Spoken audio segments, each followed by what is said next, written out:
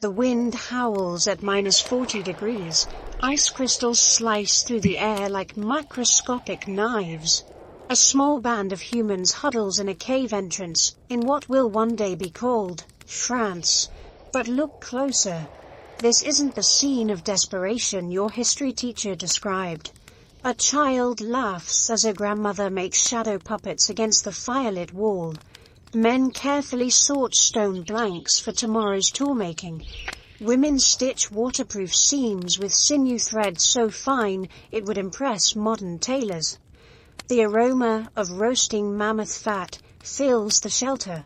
Not the last desperate meal of a dying species, but tonight's feast for a thriving community. This is 25,000 years ago. The last glacial maximum, Earth's most brutal cold snap in human memory. But here's what nobody tells you about the Ice Age. Our ancestors didn't just endure it, they conquered it. While saber-toothed cats froze in their dens, and even cold-adapted Neanderthals vanished from the earth, Homo sapiens did something extraordinary. We thrived. The numbers are staggering. Imagine ice sheets 2 miles thick, crushing everything from Scandinavia to Scotland. Sea levels plummeting 400 feet. Annual temperatures in Europe averaging 15 degrees Celsius below today's. The Sahara, green and dotted with lakes. The Amazon, a grassland. This wasn't just cold weather, it was an alien planet. For 100,000 years, ice ages had come and gone, but this one was different. Starting around 33,000 years ago, temperatures didn't just drop, they crashed. The world became a freezer, and the door slammed shut for the next 8,000 years. Scientists call it the last glacial maximum. Our ancestors called it home. In caves across Europe and Asia, archaeologists find the evidence. Not huddled skeletons of starvation victims, but the remains of complex communities. At Dolní Věstonice in the Czech Republic, they uncover ceramic figurines, art created when survival supposedly consumed every waking moment. In Russia, they find houses built from hundreds of mammoth bones, arranged with architectural precision that would challenge modern builders. The stereotypical caveman, dragging his knuckles through the snow. Pure fiction.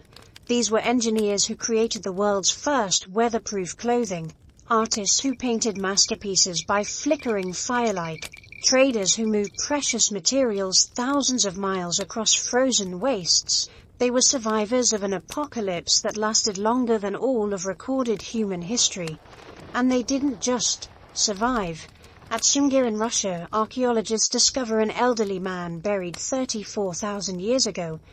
His grave contains 3,000 mammoth ivory beads, each requiring hours to create. His clothing, reconstructed from the bead patterns, would have taken 2,500 hours to make.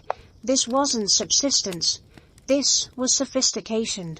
The Ice Age shaped us, molded our bodies, our minds, our social structures. Every trait that makes us human, from our creativity to our cooperation, was forged in temperatures that would kill an unprepared modern human in hours. This is their story, the greatest survival tale never properly told. Welcome to hell frozen over. Welcome to humanity's finest hour. Imagine waking up to find your entire world changing, not over centuries but in decades. Your grandfather's stories of warm summers suddenly become mythology. The berries your mother gathered last year no longer grow. The reindeer migration routes your people followed for generations vanish, as if they never existed. This wasn't science fiction. This was the younger Dryas. 12,900 years ago, the world was finally warming. The great ice sheets were retreating. Forests crept north across Europe. Humans spread into new territories, following the warmth like flowers tracking the sun. Then, in perhaps as little as a single human lifetime, winter returned with a vengeance. The numbers defy belief. In Greenland, temperatures plummeted 15 degrees Celsius. Not over millennia, over decades. Ice cores show the change happened in 2 stages. An initial drop of 5 degrees Celsius in just a few years, followed by another 10 degrees Celsius cooling. Imagine New York City's climate suddenly becoming like northern Alaska's. That's what our ancestors faced. But here's what makes this story extraordinary. We have witnesses. In a cave in Syria, archaeologists found something remarkable. Sediment layers from Abu Huraira tell a story written in ancient pollen. Layer by layer, they reveal a paradise transforming into tundra, wild wheat and rye vanishing, trees disappearing.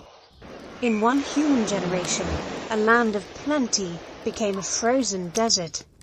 The villagers' response. They invented agriculture. Faced with starvation, these desperate humans began cultivating the few wild grasses that survived. The younger Dryas didn't just test humanity, it transformed us from wanderers into farmers. Crisis became catalyst. Scientists still debate what triggered this frozen apocalypse. The leading theory sounds like a disaster movie. As North American ice sheets melted, a massive lake formed, Lake Agassiz, larger than all today's Great Lakes combined. When an ice dam burst, fresh water equivalent to all the world's rivers, times 100 poured into the Atlantic. This freshwater tsunami shut down ocean currents that bring warmth to Europe.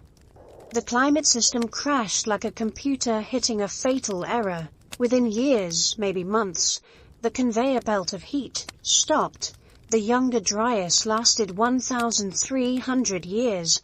To put that in perspective, it's longer than the time between the fall of Rome and the Renaissance. Entire cultures rose and fell within this single cold snap. In North America, the Clovis culture, those master hunters with their distinctive spear points, vanished. Their sophisticated toolkit, found from Alaska to Mexico, disappears from the archaeological record like someone erased them. One century they're everywhere, the next, gone. But in their place, new cultures emerged. Diverse, adaptable, innovative. The Folsom people developed even finer projectile points. Coastal peoples turned to the sea. The crisis that killed the mammoths birthed a dozen new ways of being human. The Younger Dryas teaches us something profound. Climate change isn't gradual. It's a switch, not a dial. And when it flips fast. Our ancestors survived temperature swings that make modern climate change look subtle, but they didn't just endure, they evolved. Each crisis forced innovation. Each catastrophe created opportunity. The ice came in a day. But humans, we adapted in a generation. The story was just beginning. Stand where London sprawls today and look up. In your mind's eye, stack 10 Empire State Buildings on top of each other. That's how high the ice towered during the last glacial maximum. 2 miles of grinding, groaning glacier, pressing down with the weight of mountains. But here's the breathtaking part. While half of North America lay crushed under ice, just miles away, vast grasslands teemed with life. The Ice Age didn't blanket Earth uniformly in white. It created a patchwork planet of extremes, where New York City stands, buried under a mile of ice. Siberia, mostly ice-free, a vast steppe stretching from Spain to Alaska. The English Channel, a grassy plain where humans hunted horses. The Grand Banks off Newfoundland, prime real estate for mammoth herds. Sea levels plummeted 400 feet as Earth's water locked into ice. Imagine draining the ocean until continental shelves emerged like Atlantis rising. Indonesia connected to Asia. Britain joined Europe. Japan bridged to Korea. Tasmania merged with Australia. Entire continents appeared from beneath the waves. The jewel in this frozen crown was Beringia. Today, the Bering Strait separates Alaska from Siberia by 55 miles of icy water. But for 100,000 years, this was a grassland twice the size of Texas. Not a narrow bridge, but a vast country in its own right, stretching 1,000 miles north to south. Archaeological evidence from Lake E5 in Alaska reveals something stunning. Humans didn't just cross Beringia. They lived there for thousands of years. Recent studies showed distinctive genetic markers in Native Americans that could only develop if their ancestors spent millennia isolated in Beringia before spreading south. They weren't trapped, they were home. The landscape would make modern humans gasp. The Mammoth Steppe, a unique ecosystem that no longer exists, stretched from Ireland to the Yukon. Neither tundra nor grassland, but something in between. Nutritious grasses, herbs, and Arctic willows fed the greatest concentration of large animals Earth has ever known. A single square mile could support mammoths, woolly rhinoceros, horses, bison, reindeer, muskoxen, and antelope, lions twice the size of African lions, bears that dwarfed modern grizzlies, wolves with bone-crushing jaws. This wasn't a barren wasteland, it was the Serengeti on steroids. The numbers boggle the mind. Paleontologist Dale Guthrie calculated that the Mammoth Steppe supported 10 times the animal biomass of modern African savannas. Where the Serengeti might have 1 ton of animals per square kilometer, the Mammoth Steppe had 10. But perhaps the most extraordinary feature was the light. With sea levels down, Earth's reflectivity changed. Clear skies dominated. Summers brought 24-hour daylight to vast regions. Winters were brutal, but dry. Siberia received less snow than Chicago gets today. This created perfect conditions for grazing animals, and where prey thrived, humans followed. At the Yana River in Siberia, 32,000 years ago, humans built a settlement at 71 degrees north, 500 miles above the Arctic Circle. Not a temporary camp, but a permanent town with hundreds of artifacts. They didn't just survive the Arctic, they chose it. This transformed world created opportunities unimaginable today. You could walk from Paris to New York. Trade routes stretched from Scotland to Siberia without crossing water. Ideas, genes, and innovations flowed across continents. The Ice Age Earth wasn't our planet wrapped in a white blanket.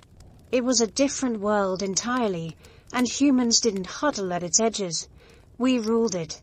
In a shelter near the Black Sea, 45,000 years ago, firelight flickers across a woman's concentrated face. In her weathered hands she holds humanity's future, a sliver of bird bone no bigger than a matchstick. But this isn't just any bone. At one end, rubbed smooth with patient hours of work, sits a tiny hole. The eyed needle, 3 inches of polished bone that would determine who lived and who froze. Before this moment, humans draped themselves in rough hides, effective in mild weather, deadly in the deep cold. Wind sliced through gaps. Snow crept into seams. Body heat escaped like steam from a broken kettle. In temperatures of -40, you had maybe an hour before hypothermia won. But watch what happens next. The woman threads sinew, so fine it's almost invisible, through the eye. With practiced movements, she pierces 2 pieces of reindeer hide, drawing them together in a seam so tight, it's waterproof. What emerges isn't just clothing, it's engineering. Dr. Ian Gilligan from the University of Sydney puts it bluntly, without the needle, humans simply could not have survived north of the 45th parallel during the Ice Age. That's everything north of Portland, Oregon, half the inhabited world today. The archaeological evidence is stunning. At Denisova Cave in Siberia, needles dating back 50,000 years emerge from the sediment like time capsules. Each one represents thousands of hours of knowledge. Which bones work best? How to shape the eye without breaking it? What angle creates the strongest point? But here's what makes your jaw drop. The diversity. By 35,000 years ago, humans were creating specialized needles. thick ones from mammoth ivory for heavy-duty parkas, medium ones from swan bones for mid-layers, ultra-fine ones from rabbit bones for decorative work. At the La Prairie Mammoth site in Wyoming, archaeologists uncovered 32 needle fragments from at least 13 different animals: foxes, hares, birds, even the now extinct American cheetah. This wasn't crude survival, this was haute couture. The clothing these needles produced defied belief. At Sungir in Russia, a man buried 28,000 years ago wore garments decorated with 3,000 mammoth ivory beads. Each bead took an hour to make. The shirt alone represented a year's worth of work. Archaeologists reconstructed his outfit from the bead positions: fur leggings, a tunic, a cape, boots, and a hat. Form-fitted, layered, styled.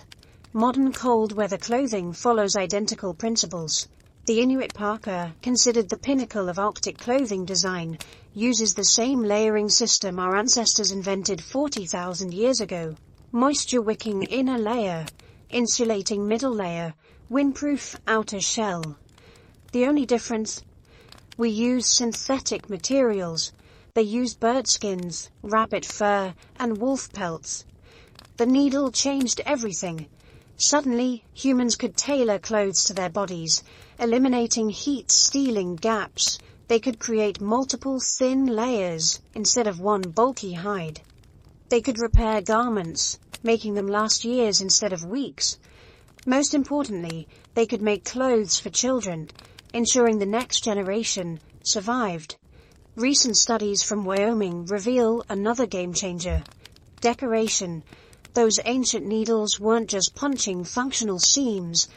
They were adding fur trim, creating patterns, perhaps even embroidering clan symbols.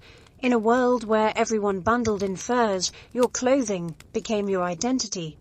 One tool, 3 inches long, made from garbage, the bones left after dinner. Yet it opened continents, saved civilizations, and made us who we are. Without it, you wouldn't exist. The needle didn't just save humanity, it made us unstoppable. Layer by layer, she dresses for temperatures that would kill in minutes. First, the base layer. Soft bird skins turned inside out. Downy feathers against her skin. The Arctic tern pelts feel weightless, but they wick moisture away from her body better than any modern synthetic. Next, the insulation. A tunic made from Arctic hair fur, meticulously sewn with the grain running downward to shed moisture. The sleeves attached with sinew thread so fine it took a specialized needle made from a swan's wing bone. Every seam is double-stitched, then sealed with pine pitch, mixed with charcoal. Waterproof, windproof, life-proof. The breakthrough isn't just wearing fur. Bears wear fur and still hibernate. It's the system. At Orin Candide in Italy, a young man buried 23,000 years ago tells the story. His grave contains over 400 shell ornaments arranged in patterns that reveal his clothing. Archaeologists painstakingly reconstructed his outfit: a cap decorated with hundreds of shells, a cloak with fur fringe, leggings with shell garters, and moccasins. This wasn't thrown together. This was designed. But here's what changes everything: the specialized functions of different furs. Ice Age humans understood insulation at a molecular level. Reindeer fur, hollow and heat trapping, formed the primary winter garments. Why? Each hair contains dead air spaces, nature's fiberglass insulation. A reindeer parka weighs 5 pounds, but insulates better than 20 pounds of wool. For the outer layer, wolverine fur, strange choice. Hardly. Wolverine fur is hydrophobic. It repels water. More importantly, it doesn't accumulate frost from breath. A wolf fur hood rim would ice up in hours. Wolverine stays frost-free even at -50. Modern Arctic explorers still haven't found anything better. The revelations keep coming. Archaeologists studying preserved fur from permafrost sites discovered something remarkable: selective breeding. Ice Age humans weren't just wearing wild animal pelts. They were choosing animals with specific fur qualities, perhaps even managing herds to produce better clothing materials. At Kostenki in Russia, 25,000-year-old tailoring reaches couture levels. Ivory needles so fine they rival modern steel. Decorative fur trim cut in perfect geometric patterns.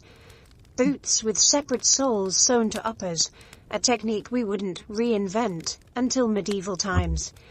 Children's clothing proves most revealing. At multiple sites, miniature versions of adult garments appear.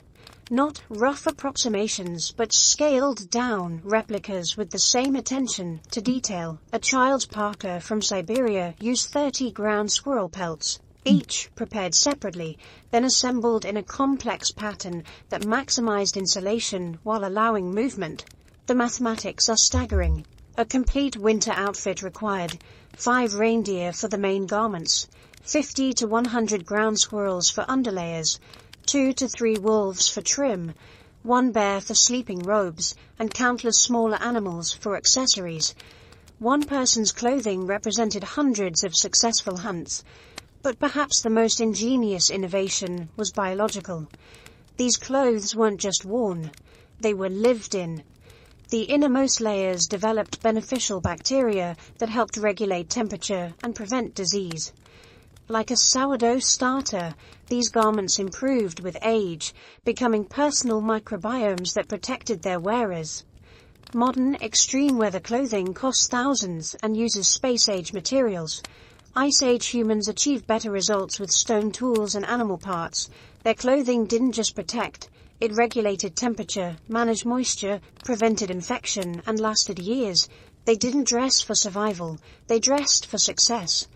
And in temperatures that would flash freeze exposed flesh, success meant perfection. Every single stitch.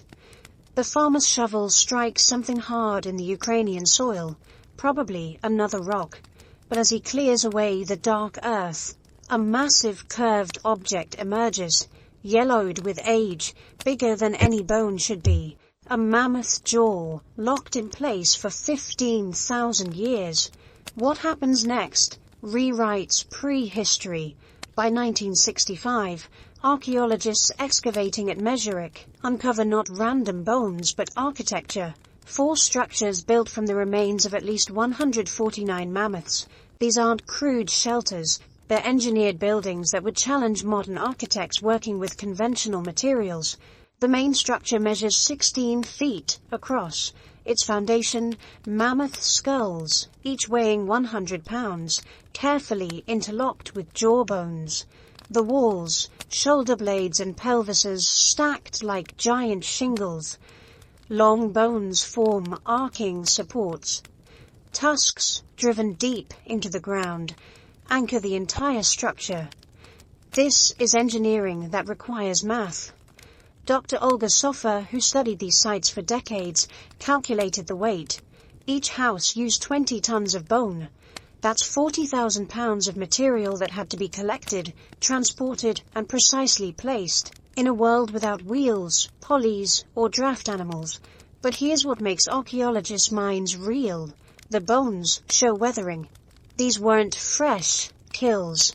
Ancient humans scavenged skeletal remains from natural death sites, sometimes miles away. They selected specific bones for specific purposes.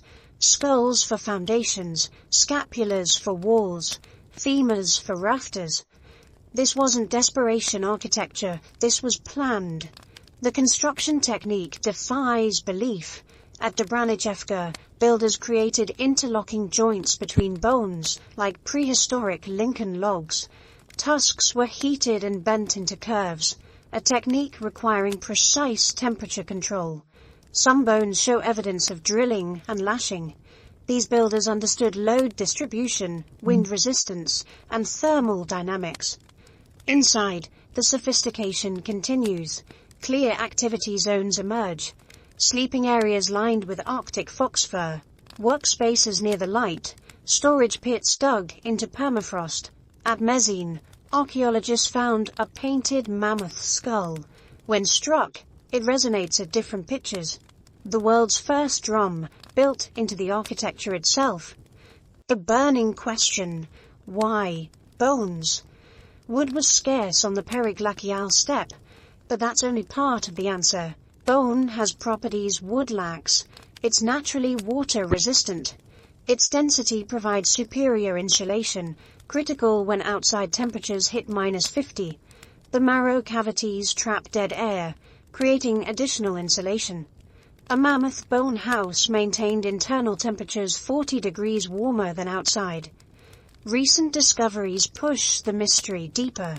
At Kostenki, a massive circular structure from 25,000 years ago used bones from at least 60 mammoths. But this wasn't a house. No sleeping areas, no clear hearths. Instead, evidence of large-scale burning and possible ritual use. A monument, a community center, a prehistoric cathedral. The logistics stagger imagination. Moving a single mammoth skull required multiple people. Constructing one house meant coordinating dozens of workers. This wasn't a family project, it was community architecture. The bones had to be sorted, prepared, and assembled in sequence. One mistake and tons of material could come crashing down. These structures lasted centuries. At some sites, evidence shows repeated rebuilding on the same spots, suggesting inherited property or sacred spaces. Imagine architectural traditions passed down for generations, each family adding their own modifications while maintaining the core design. The symbolism can't be ignored. You're living inside the beast that symbolized the Ice Age, sleeping within its ribs, entering through its jaws. This wasn't just shelter, it was a statement. We conquered the mammoth so completely. We dwell within its bones. Modern architects study these structures for insights into sustainable design. No metal, no concrete, no industrial tools. Yet they created buildings that survived 15,000 years. In a frozen wasteland, with stone tools and bare hands, our ancestors built monuments from death itself. And they called them home. In the depths of the Cavemen 9 site in Ukraine, archaeologist William Murphy brushes away 23,000 years of sediment. What emerges challenges everything we thought we knew about Ice Age survival. 3 distinct hearths, each telling a different story, each burning at 600 degrees Celsius, as hot as a modern campfire. But here's the mystery that keeps scientists awake. During the last glacial maximum, Earth's deepest freeze, evidence of fire almost vanishes. How do you survive -50 without fire? The answer reveals human ingenuity that borders on impossible. At Cavemen 9, microscopic analysis shows these weren't random fires. Each hearth served a specific purpose. The large one, communal heating and cooking. The medium, tool production, maintaining exact temperatures for heat-treating flint.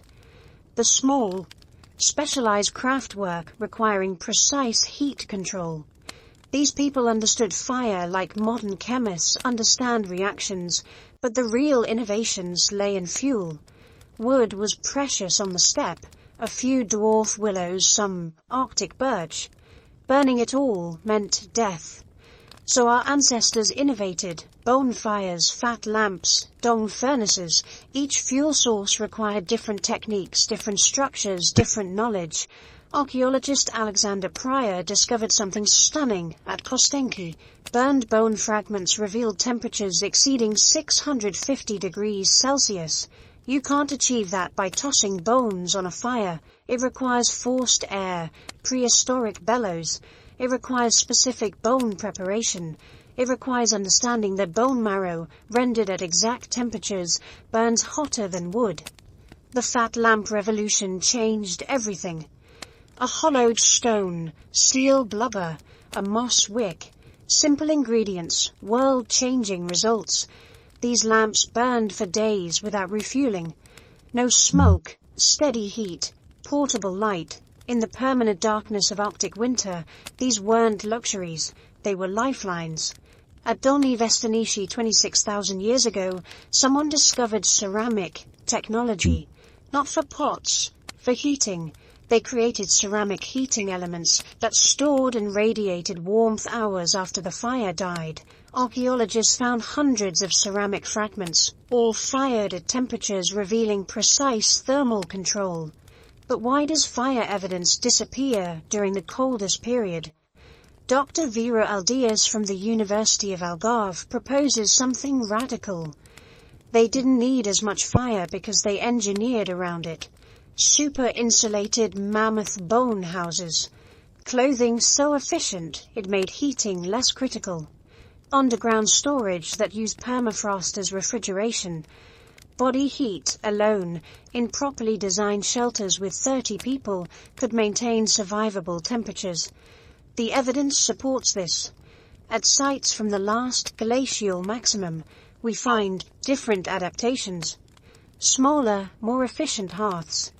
Centralized community fires rather than individual ones. Heat banking systems using stones. Like a prehistoric district heating system, one fire serving multiple families. The most ingenious discovery comes from Siberia.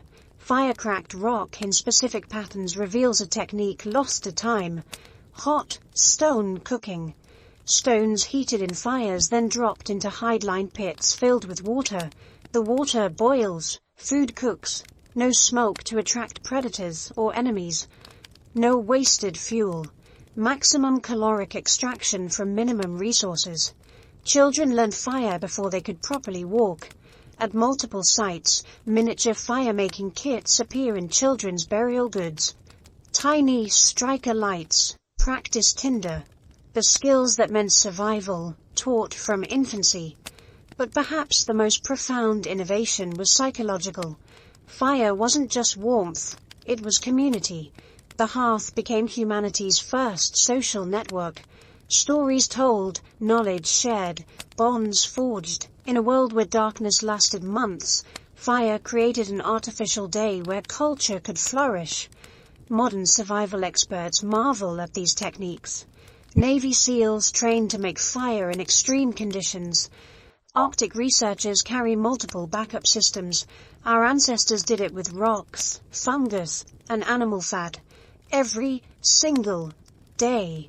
For thousands of years, without matches, without failure. Because failure meant more than discomfort. Failure meant extinction. The fires of the Ice Age never truly died. They just learned to hide, burning in the most unlikely places, tended by the most unlikely species, tropical apes who refused to freeze. And in those flames, civilization was forged. Forget everything Hollywood taught you about mammoth hunting. The scene, a massive bull mammoth, 9 tons of muscle and fury, charges across the frozen steppe. In movies, fur-clad hunters hurl spears at the beast, whooping as they chase it toward a cliff. Pure fantasy. Try throwing a spear hard enough to penetrate 4 inches of tough hide, a layer of fat, and then reach vital organs. Physics laughs at your puny human arms. The reality was genius. UC Berkeley archaeologist Scott Byram just shattered decades of assumptions. Those famous Clovis points, the Ferrari of Stone Age weapons, weren't mounted on throwing spears. They were pikes, planted in the ground, angled precisely, waiting. The kind of energy you can generate with the human arm is nothing like the kind of energy generated by a charging animal, explains Dr. Jun Sunseri. It's an order of magnitude different. Picture it. You've studied mammoth behavior for generations. You know their routes, their blind spots, their charge patterns. You place your pikes in a bottleneck, maybe a narrow valley, maybe between 2 rock outcrops. The business end faces the oncoming beast at exactly the right angle. Then you become bait. The mammoth charges. 9 tons of momentum meets an immovable spike. The animal's own weight drives the point deep, deeper than any human could achieve. It's Aikido with extinction-level consequences. The engineering was exquisite. Clovis points weren't just sharp rocks. They were hafted with split wooden shafts, bound with sinew, reinforced with pine pitch. The bases were ground smooth to prevent splitting on impact. Some show impact fractures consistent with massive force, the kind only a charging megafauna could generate. But Clovis was just the beginning. At Schöningen in Germany, archaeologists uncovered 400,000-year-old wooden spears that rewrote the textbook. These weren't crude pointed sticks. They were engineered like modern javelins, thickest and heaviest at the front third for maximum penetration, tapered for aerodynamics, balanced for throwing. Olympic athletes tested replicas. The result: accurate throws exceeding 70 meters. The innovation cascade never stopped. Spear throwers, the atlatl, appeared 30,000 years ago. This simple lever multiplied throwing force by 400%. Suddenly, hunters could launch projectiles at 150 kilometers per hour. Modern tests show these could penetrate elephant hide at 40 meters. By 20,000 years ago, the bow appears. Not the simple bent stick of cartoons, but compound constructions using horn, sinew, and specially selected wood. African hunters still using traditional bows can put an arrow through a buffalo at 50 paces. Ice Age versions were likely more powerful. But here's what archaeology just revealed. Specialized ammunition. Different points for different prey. Broad, thin points for reindeer, maximizing bleeding. Thick, narrow points for mammoth, designed to break ribs and penetrate deep. Barbed points for fish. Blunt points for birds. At La Prairie in Wyoming, microscopic analysis shows points were even specialized by season.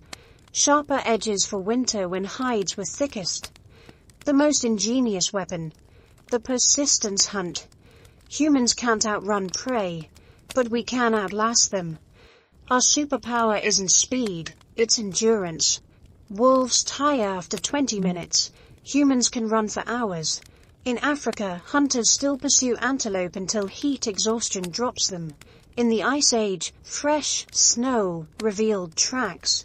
A wounded animal left blood trails. Human hunters working in relays could pursue for days. Weapons were just tools. The real innovation was psychological.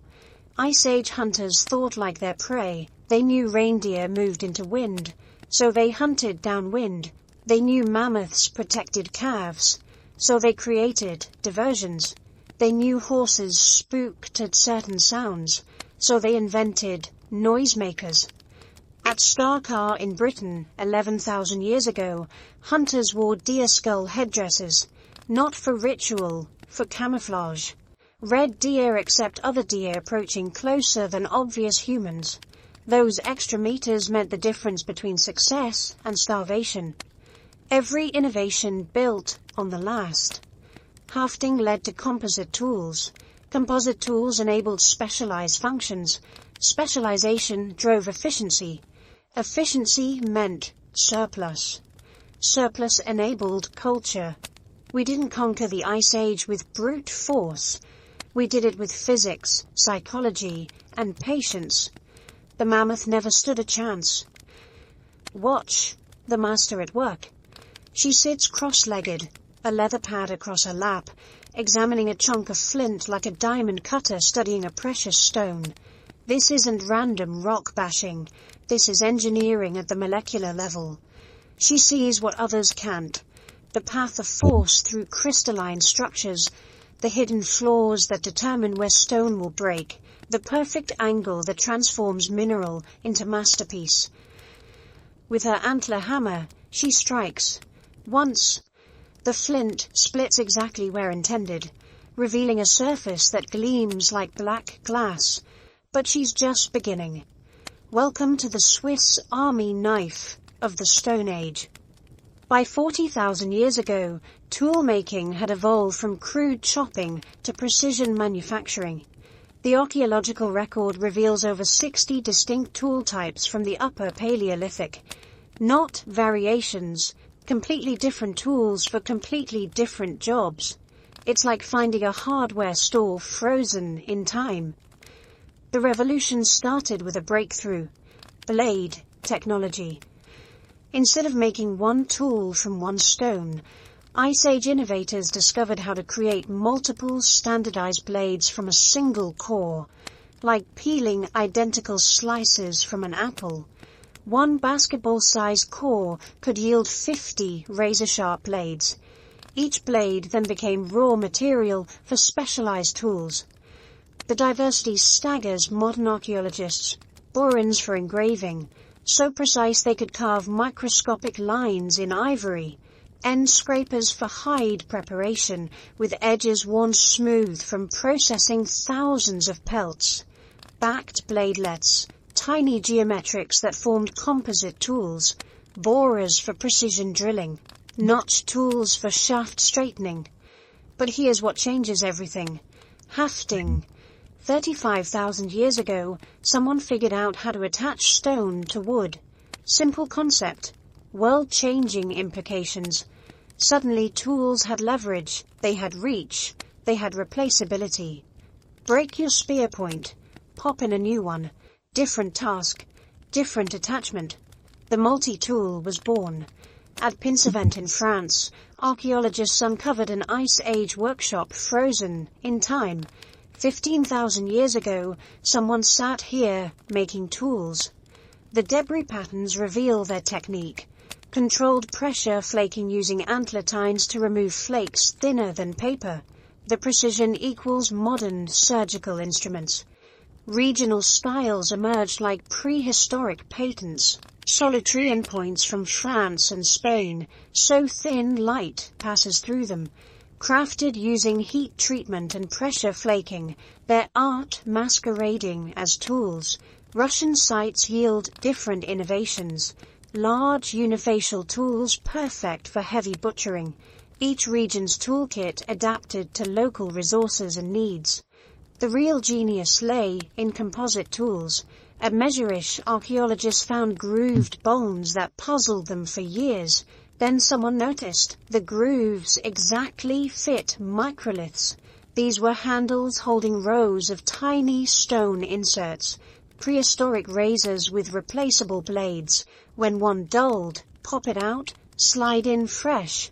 The invention of modular technology, 20,000 years before modules. Children learned by doing. Sites yield thousands of practice pieces. Failed attempts at replicating adult tools, the learning curve was steep. Modern experimental archaeologists need months to achieve basic competence. Ice Age children started at 5, mastered techniques by 15. Their lives depended on it. Heat treatment revolutionized possibilities. By 72,000 years ago in South Africa, humans discovered that heating silkroot to precise temperatures transformed its molecular structure. Brittle stone became workable, difficult materials became cooperative. It's material science that wouldn't be rediscovered until the Industrial Revolution. Tool caches reveal forward thinking. At multiple sites, prepared cores and rough tools lie buried. Prehistoric supply depots. Hunters traveling light could stop, grab pre-made tools, continue the chase. It's logistics management from the Pleistocene. The pinnacle, pressure flaking. Using antler or bone, craftsmen could remove flakes atom thin. The control was absolute. They could create serrated edges with teeth smaller than rice grains. Notches precise enough to hold sinew threads, points so sharp they slice paper after 20,000 years. But tools were more than function. They were identity. French Magdalenian points differ from German ones. Spanish styles distinct from Russian. Like accents in stone, these differences proclaimed origin. In a world of small bands and vast distances, your tools said who you were. Modern humans struggle to replicate these techniques with metal tools. Our ancestors did it with rocks, bones, and patience. Each strike required understanding of physics. Each tool demanded hours of focused work. Each innovation built on generations of knowledge. They didn't just chip stones, they transformed matter itself, one calculated blow at a time. The toolkit of the Ice Age wasn't primitive, it was precision incarnate. The mammoth charges, 9 tons of fury thundering across the frozen steppe. In our imagination, fur-clad hunters scatter as tusks sweep through the air. But step into the archaeological tent at Cavemen, Austria, and a different story emerges from 24,000-year-old bones. Here's what shocks researchers. Of thousands of bones meticulously catalogued, over 90% belong to one animal. Not the mighty mammoth, not the fierce cave bear, reindeer. Look at these antlers, says Dr. Kirsten Pastor, running her fingers along a still-attached skull. Winter kills everyone. This wasn't random hunting. These Ice Age humans specifically targeted reindeer in their prime winter coats, when the fur was thickest, warmest, and most water-resistant. While we've been obsessed with mammoth hunters, the real survival story was following the reindeer. Think about it. A mammoth provides massive amounts of meat, yes, but catching one, that's lottery odds. Reindeer, however, moved in predictable patterns. They migrated with the seasons, they gathered in groups. Most importantly, they provided everything: meat, fur, sinew, antler, and bone. The isotope analysis tells us these hunters weren't opportunists, they were specialists. Tooth wear patterns on human remains match a diet consistently high in reindeer meat. Cut marks on bones show practiced, efficient butchery. These people knew reindeer anatomy like surgeons. But here's the revelation. The age profiles show they primarily hunted calves and yearlings, not because they were easier targets, but because young reindeer fur is the finest insulation nature ever created. 1 square inch contains more hollow hairs than any other deer species, perfect for trapping warm air. At the same site, archaeologists found 62 eyed needles. 62. That's not clothing repair, that's a textile factory. These weren't just making simple garments. The needle sizes vary from thick bone piercers to delicate implements finer than modern steel needles. They were making fitted garments, explains textile archaeologist Dr. Ian Gilligan. Parkas with integrated hoods, mittens attached with sinew cords, boots with multiple layers. The genius lay in timing. Reindeer grow their winter coat in September. By November it's fully prime. Hunt too early, the fur is thin. Too late, and spring shedding begins. Ice Age humans had perhaps a 6-week window to secure an entire year's clothing materials. Unlike the random distribution of mammoth sites, reindeer hunting camps cluster along migration routes. Generation after generation return to the same spots. At Pinsevent in France, archaeologists can trace 12,000 years of continuous reindeer hunting at one river crossing. This challenges our entire image of Ice Age survival. While mammoth hunting was spectacular, and yes, it happened, reindeer were the everyday reality. They were reliability in a world of uncertainty. They were survival dressed in fur. Your ancestors didn't dream of mammoth steaks. They dreamed of reindeer migrations, and those dreams kept them alive. In the archaeological storage room at the University of Tübingen, Dr. Amanda Henry holds up a microscopic slide.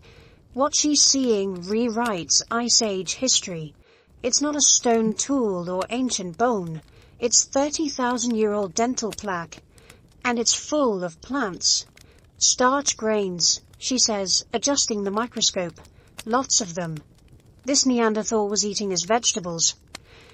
For decades, we've imagined Ice Age humans as pure carnivores, surviving on mammoth steaks and reindeer haunches. The truth? They were eating salads. Well, Ice Age salads, cattail roots, hawthorn berries, wild carrots, and dozens of other plants we're just beginning to identify. The evidence comes from the most unlikely source: fossilized plaque on ancient teeth.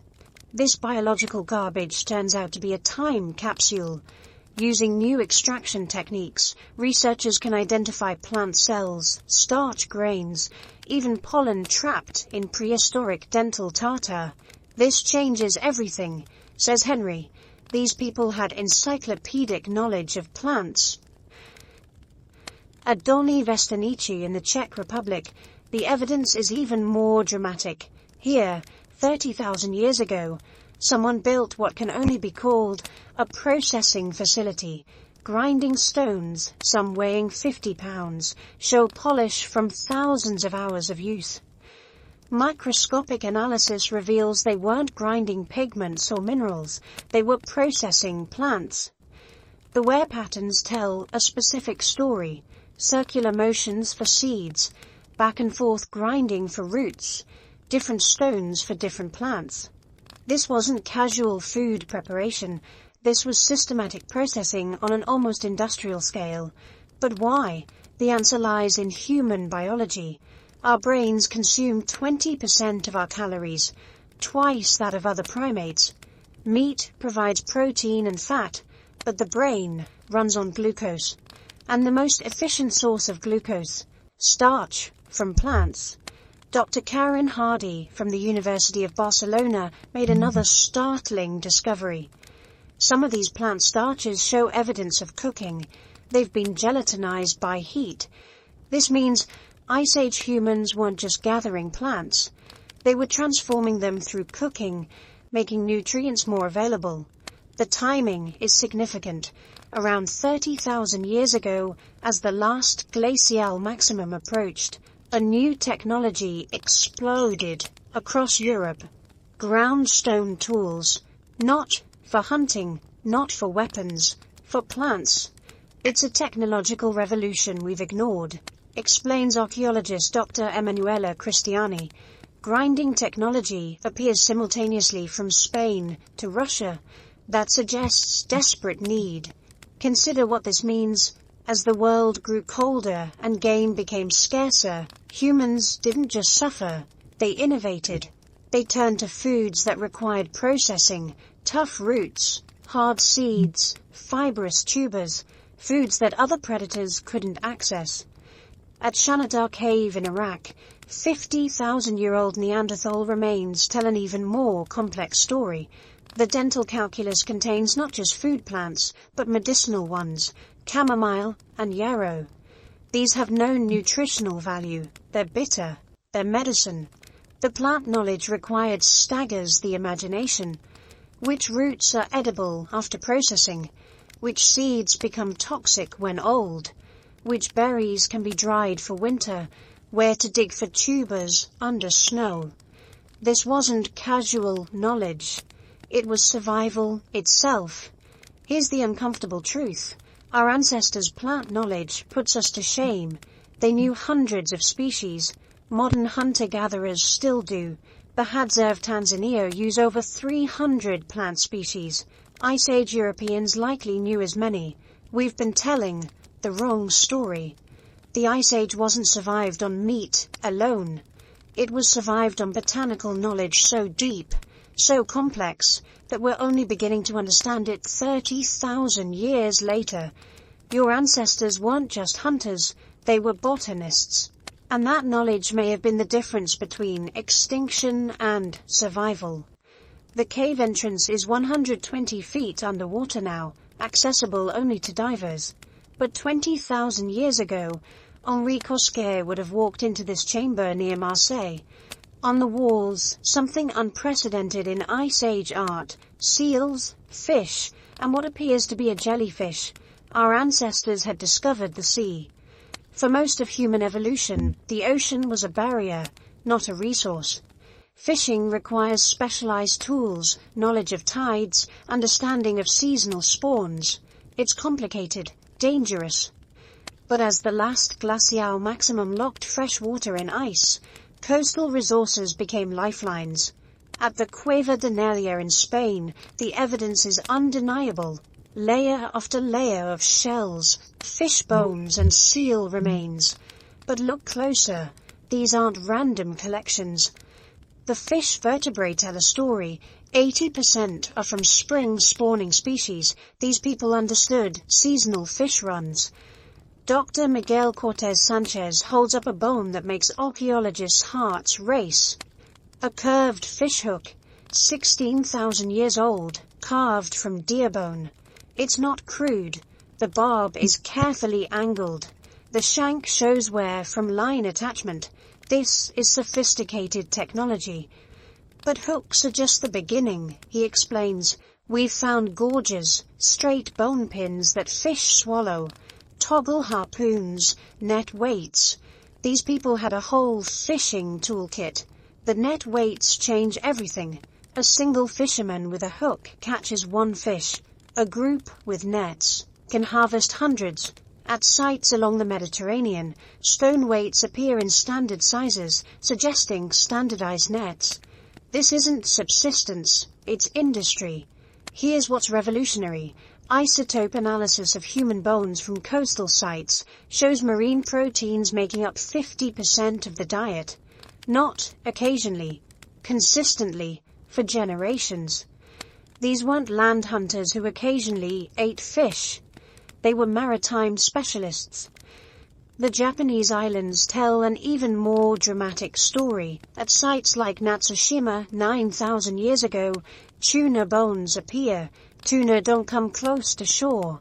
Catching them requires boats, deep water knowledge, and incredible skill. Ice Age humans had become seafarers. But the most stunning evidence comes from the Channel Islands of California. At Daisy Cave, John Erlandson's team found something that shouldn't exist. 13,000-year-old shell fishhooks. The islands were never connected to the mainland. People had to boat there. This wasn't accidental drift, Erlandson emphasizes. They brought tools, established camps, and exploited marine resources. They were maritime people. The nutritional implications stagger. Fish provide omega-3 fatty acids crucial for brain development. Shellfish offer minerals scarce in terrestrial foods.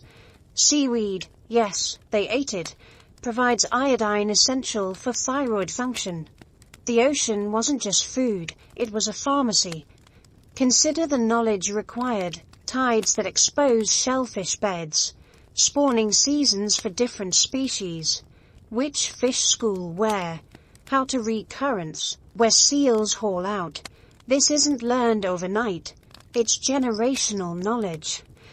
At Pinnacle Point in South Africa, the story goes back even further. 164,000 years ago, humans were systematically harvesting shellfish. The behavior appears during a glacial period when inland resources crashed. The ocean saved them. The technology evolved rapidly, from simple shells with natural edges to crafted hooks, from hand gathering to nets. From shore foraging to deep water hunting, each innovation opened new ecological niches. But perhaps most remarkably, coastal sites show less seasonal stress than inland ones. Isotope analysis reveals steadier nutrition year-round. While inland hunters faced feast or famine cycles, coastal peoples had the ocean's buffet. The dive at Koskua Cave revealed one final detail. Among the painted fish is a great auk, a flightless seabird extinct for centuries. The artist painted from life, capturing details only direct observation could provide. Ice Age humans didn't just discover the sea, they mastered it. And in mastering it, they found a resource that would sustain humanity through the harshest conditions Earth could offer. Your ancestors weren't just hunters and gatherers, they were fishermen. And that third revolution may have been the most important of all. The footprints in Willandra Lakes, Australia, tell a 20,000-year-old story. A group walking together, adults, teenagers, children. One set of prints shows someone running, probably chasing prey. Another walks with a limp, helped by someone beside them. This wasn't just a hunting party, this was a family. In a world where temperatures could kill in hours, where predators hunted in packs, where a broken ankle meant death, humans discovered the ultimate survival technology: each other. The basic unit wasn't the individual, explains anthropologist Dr. Polly Wiesner. It was the band, 25 to 30 people bound by kinship and trust. Lose your band, lose your life. Modern hunter-gatherers give us windows into this world. The Yuhonsi of the Kalahari still live in bands remarkably similar to our Ice Age ancestors. No chiefs, no formal leaders. Decisions through discussion. Power through persuasion, not force. But how does a group function without hierarchy? The answer challenges everything modern humans assume about organization. Ice Age bands operated on principles so effective they sustained humanity for 95% of our existence. First principle, radical sharing. At the Pinceven site in France, archaeologists mapped exactly where reindeer carcasses were butchered 12,000 years ago. The distribution pattern is telling. Meat spread evenly across all hearths. No family hoarded, everyone ate, or no one did. This wasn't communist ideology, it was survival mathematics. A single hunter's success was random. Share today, eat tomorrow, when your hunt fails. The math is brutal. In the Arctic, a lone hunter has a 1 in 20 chance of daily success. A band sharing has 19 in 20. Second principle, flexible leadership. Among the Netsilik Inuit, studied before modernization, leadership shifted with context. Best tracker leads the hunt. Best seamstress organizes clothing production. Elder with geographic memory guides migration. Authority was situational, not permanent. This is sophisticated political organization, notes Dr. Christopher Bohm. It requires suppressing ego for group benefit. Very few modern humans can do this. The archaeological evidence supports this. Burial sites from the Gravettian period show remarkably equal treatment. No king's tombs, no wealth disparities. A child buried at Sunghir 28,000 years ago wears 5,000 ivory beads, but so do the adults. Status came from age and skill, not inheritance. Third principle, conflict resolution without violence. Modern forager bands show us how. Mockery for selfishness. Storytelling that subtly criticizes. Group pressure through silence. If these fail, the ultimate sanction, the band, splits. Richard Lee documented this social velocity among the Zhuangzi. Bands regularly fission over conflicts, then rejoin when tempers cool. The archaeological record shows similar patterns. Sites occupied, abandoned, reoccupied, in cycles suggesting social rather than resource dynamics.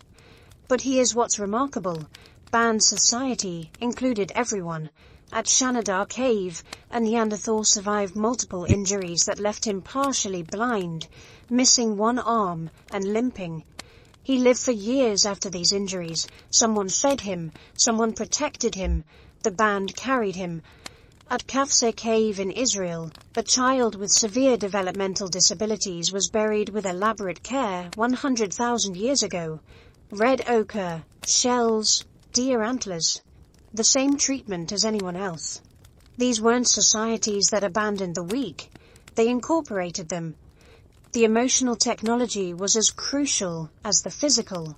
Laughter around fires, songs that bound groups, stories that encoded survival information, teasing that prevented dominance, grief rituals that processed loss. Without these, bands fragmented. We think of emotional intelligence as modern, says Dr. Sarah Hurdy, but Ice Age survival required reading micro-expressions, managing jealousy, building trust. They were emotional athletes. The magic number appears consistently. 25 to 30 people. Large enough for genetic diversity, small enough for everyone to know everyone.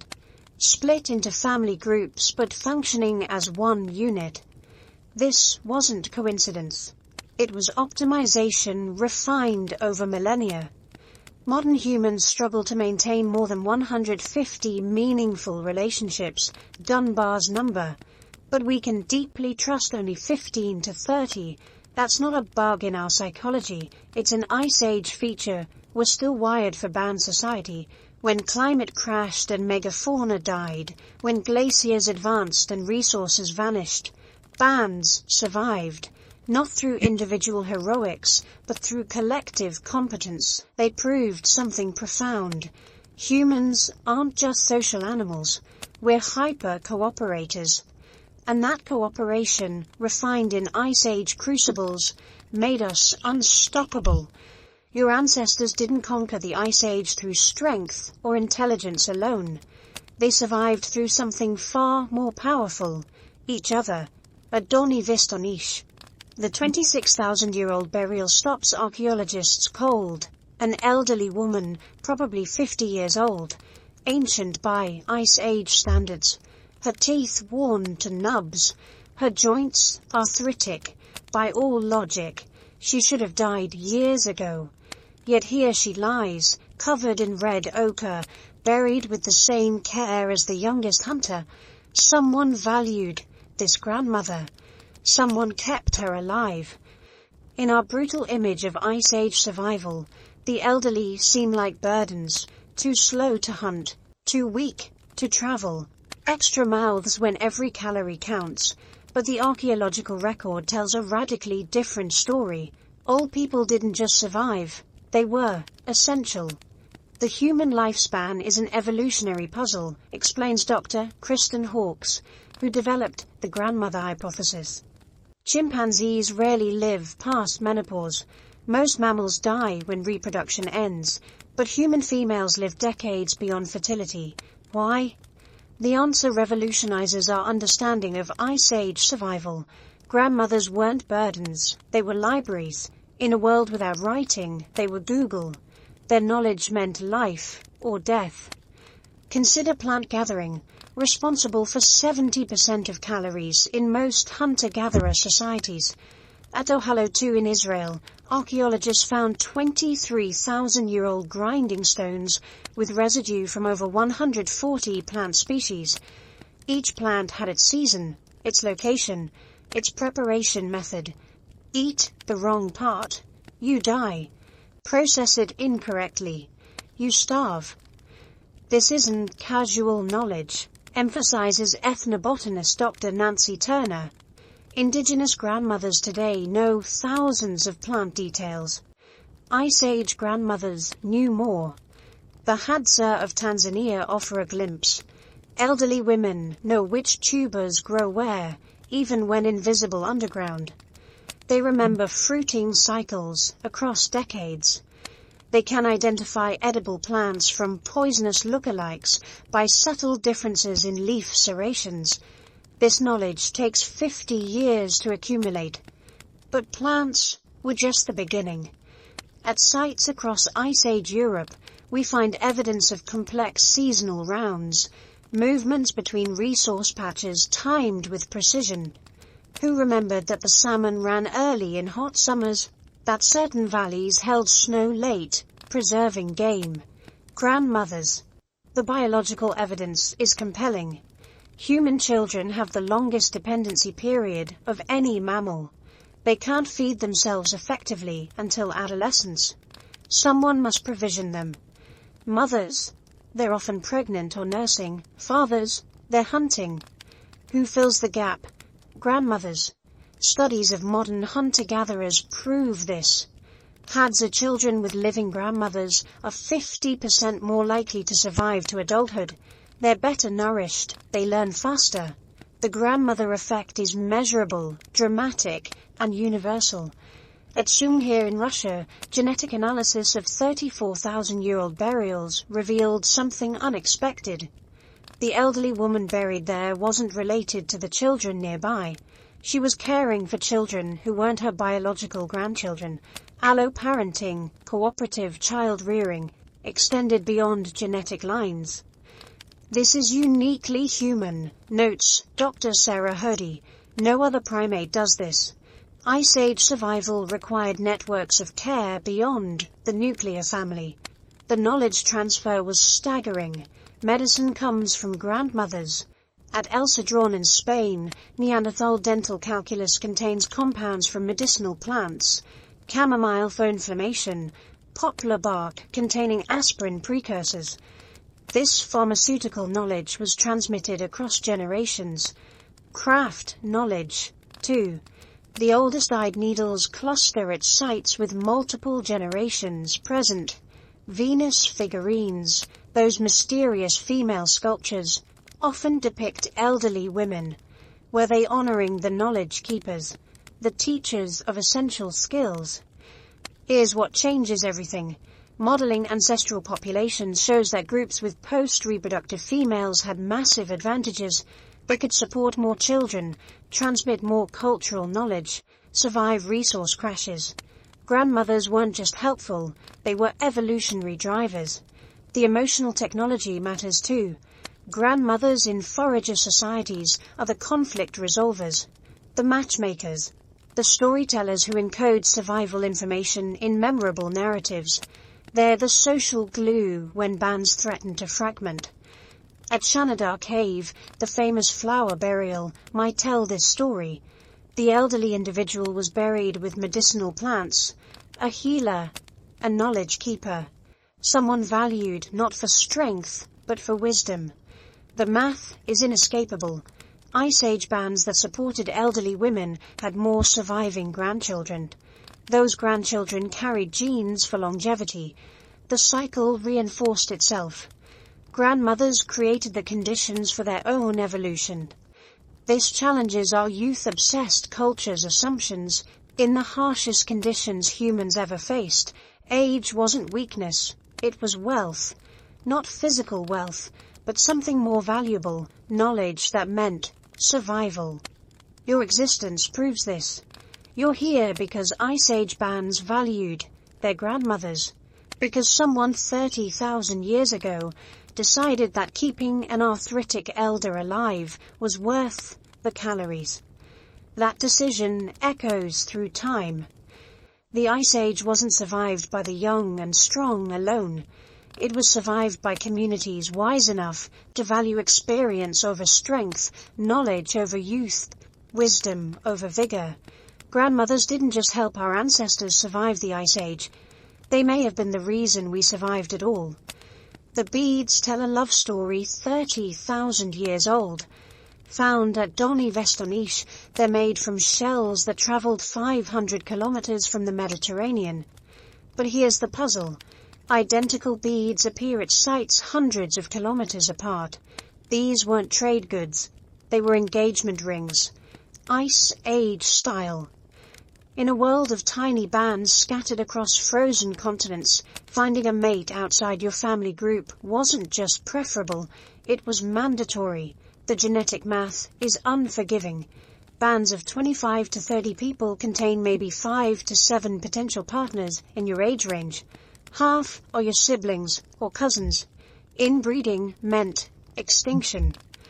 The solution was breathtaking in scope, explains geneticist Dr. Connie Mulligan. Ice Age humans created mate exchange networks spanning thousands of square kilometers. These weren't random hookups, they were diplomatic missions. The evidence comes from multiple sources. Strontium isotope analysis of teeth reveals where people grew up versus where they died. At Songhae in Russia, young adults show isotope signatures from regions 200 kilometers away. They moved for marriage. But how did isolated bands even know each other existed? The answer lies in aggregation sites, locations where multiple bands gathered seasonally. Pinsevent in France shows evidence of such gatherings. During reindeer migrations, the site hosted not 30 people, but 300. It was speed dating, Ice Age edition, jokes archaeologist Dr. Meg Tonke, but with life or death stakes. The material evidence is striking. Jewelry styles, specific bead types, pendant designs, decoration patterns spread along predictable routes, not randomly like trade goods, but in clusters suggesting marriage networks. A woman buried at Pavlov Hills wears beads matching styles from sites 400 kilometers away. She likely brought them from her birth band. Personal ornaments served as identity markers. Shell types indicated coastal origins. Amber meant Baltic connections. Specific tooth pendants showed group affiliation. In a world without Facebook, jewelry was your profile. The logistics stagger modern minds. Young adults walking hundreds of kilometers through glaciated landscapes to find partners. But ethnographic evidence from recent hunter-gatherers shows similar patterns. Australian Aboriginal groups maintained marriage networks across continental scales. These weren't one-way trips. Genetic evidence shows bi-directional movement, suggesting complex alliance systems. A woman might move to her husband's band, but her brothers would seek wives from other groups, creating web-like connections across the landscape. At Qasr in Lebanon, 40,000 years old, archaeologists found what might be history's first love token. A fox-tooth pendant with microscopic residue of red pigment, worn against skin, transferred to a beloved. We'll never know. But someone cared enough to carry it from Europe to the Levant. These objects had biographies, explains Dr. Clive Gamble. They moved with people, accumulated memories, symbolized relationships. The social negotiations were complex. Which band gave more partners? How were alliances balanced? What happened when partnerships failed? Modern foragers show elaborate protocols, gift exchanges, multi-year negotiations, ritual fights that established hierarchy without bloodshed. Language barriers? Probably minimal. Linguistic analysis suggests Ice Age Europe had far fewer languages than today.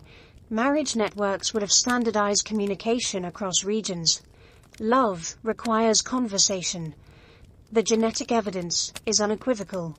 Ice Age humans maintained remarkable genetic diversity despite small populations. No signs of systematic inbreeding. Mitochondrial DNA shows female movement patterns. Y chromosome data reveals male migrations.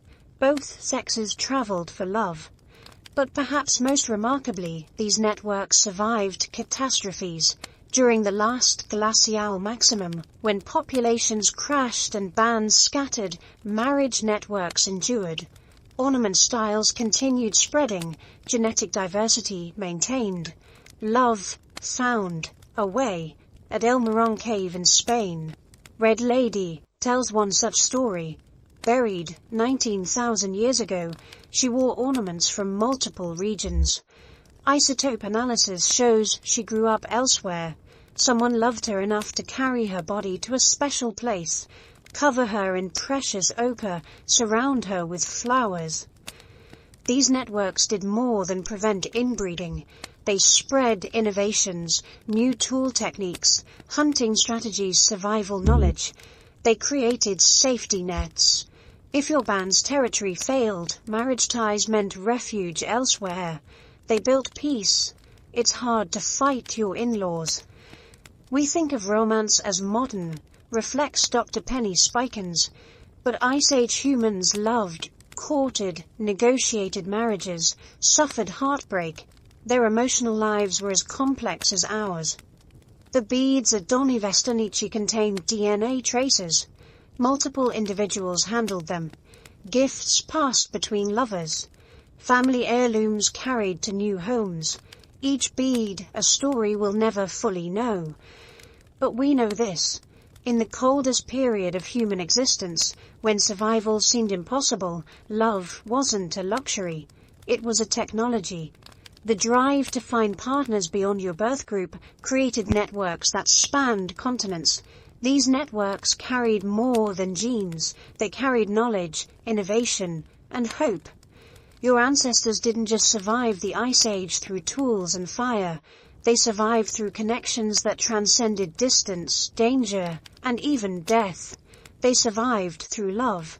And 30,000 years later, those ancient networks echo in every marriage that crosses boundaries, every relationship that bridges differences, every love that connects distant worlds. Picture this.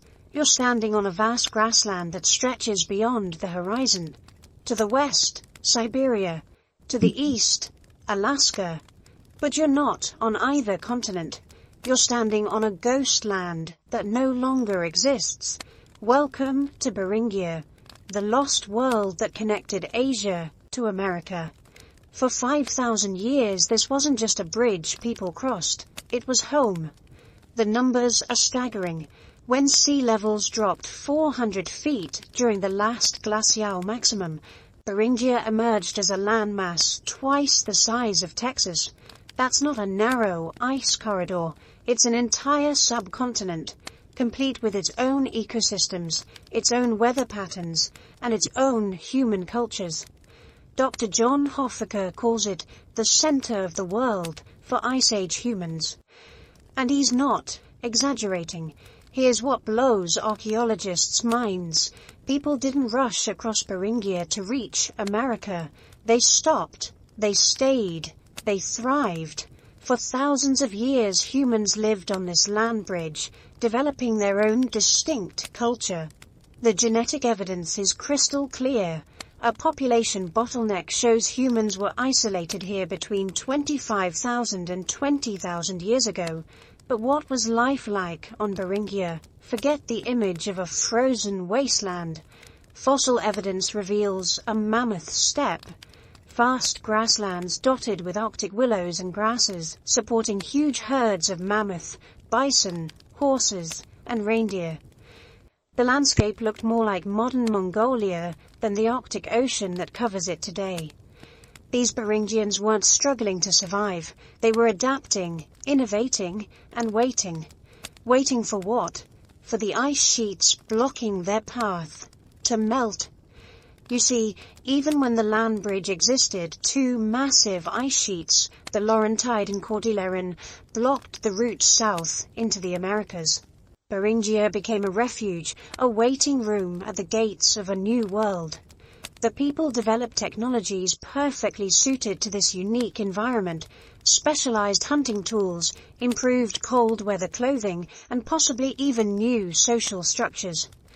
Then, around 16,500 years ago, something changed.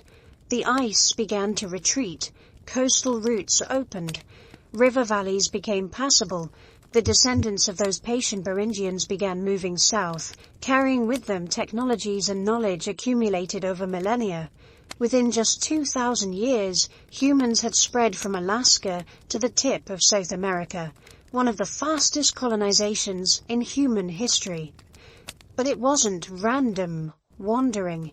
These were the descendants of people who had spent 5,000 years perfecting survival in Earth's harshest environments.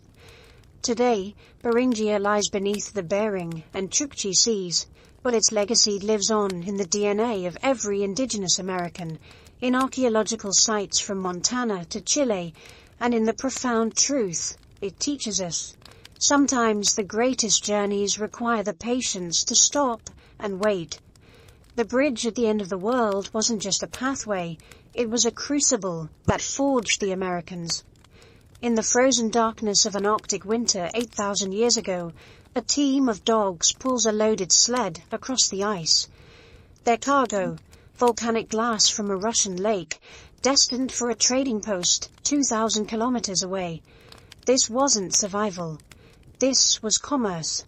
Welcome to history's first superhighway. The discovery stunned archaeologists. At Zhukov Island, deep in the Arctic Ocean, they found obsidian tools. Sophisticated chemical analysis revealed their origin. Lake Krasno in Chukotka, Russia. The straight-line distance, 1,500 kilometers. The actual route, at least 2,000 kilometers of frozen rivers, tundra, and sea ice. Dr. Yaroslav Kuzmin, who led the research, couldn't hide his amazement. This is not just long-range, but ultra-long-range transport of raw materials. Think about that distance. It's like traveling from London to Istanbul, on foot, in the Arctic, during the Ice Age. But here's what makes this discovery revolutionary. The obsidian wasn't carried by the people who mined it. Analysis shows a sophisticated exchange network with relay points every 700 kilometers. This wasn't desperate wandering. It was organized trade, complete with middlemen and established routes. The key technology: dogs. At Jokov Island, archaeologists found the remains of sled dogs, some of the earliest evidence of dog domestication for transportation. These weren't pets or hunting companions. These were engines of commerce, capable of pulling loads no human could manage across distances that would kill a walking man. Vladimir Pitulko, who excavated Jokov, paints a vivid picture. In March and April, when snow is still solid and days are getting longer, dog sled teams would have connected settlements across thousands of kilometers. But why obsidian? Why risk everything for volcanic glass? The answer lies in the blades. Obsidian fractures into edges sharper than surgical steel, literally sharper than modern scalpels. In a world without metal, obsidian was the ultimate cutting tool. It was the uranium of the Stone Age, a strategic resource worth traveling thousands of kilometers to obtain. The trade network reveals something profound about Ice Age humans. These weren't isolated bands barely surviving. They were connected communities sharing information, resources and innovations across continental distances. When someone at Lake Krasno developed a new napping technique, people in the Arctic learned about it. When climate changed in Siberia, news traveled to Alaska. This ancient obsidian road operated 4 times longer ago than the famous Silk Road. It connected the Pacific to the Arctic Ocean, creating what researchers call trade hubs, prehistoric shopping centers where furs, amber, shells, and tools changed hands. Most remarkably, this network survived the Younger Dryas, that brutal cold snap 12,900 years ago. While other cultures collapsed, the Arctic traders adapted and persisted. Their dog sleds kept running, their obsidian kept flowing, and their connections held firm. Today, climate change threatens to reveal more of these ancient routes. As permafrost melts, each discovery adds another line to an emerging map of Ice Age globalization. A world where distance meant nothing to people with dogs, determination, and volcanic glass to trade. The ice sheets advanced like frozen tsunamis, crushing everything in their path. Mile-high glaciers bulldozed forests, filled valleys, and turned verdant lands into sterile ice. But life is stubborn. In scattered pockets across Europe, small bands of humans found something miraculous. Ice-free islands in a frozen sea. These refugia didn't just save our species, they shaped who we became. Dr. Clive Finlayson, studying Gibraltar's caves, made a startling discovery. While northern Europe lay buried under ice, the southern tip of Iberia bloomed with life. It was like a Mediterranean Garden of Eden, he explains, when everywhere else was frozen hell. The evidence is written in DNA. Modern Europeans carry genetic signatures that trace back to 3 main refugia: Iberia, Spain and Portugal, the Italian peninsula, and the Balkans. Each refuge developed its own genetic fingerprint, its own cultural innovations, its own survival strategies. But these weren't resort destinations. Imagine 30,000 people, the entire human population of Europe, squeezed into a few scattered pockets. That's the genetic bottleneck revealed by our DNA. Humanity in Europe came terrifyingly close to extinction. In Iberia's Cantabrian mountains, humans took shelter in caves that became generational homes. At El Castillo and Altamira, they didn't just survive, they created some of history's greatest art. The famous cave paintings, they're not random decorations, they're the Netflix of the Ice Age, stories and survival guides painted on stone. Meanwhile, in the Italian refuge, centered around the Po Valley, humans developed different adaptations. Archaeological sites like Grotta Paglici show a diet heavy in small game.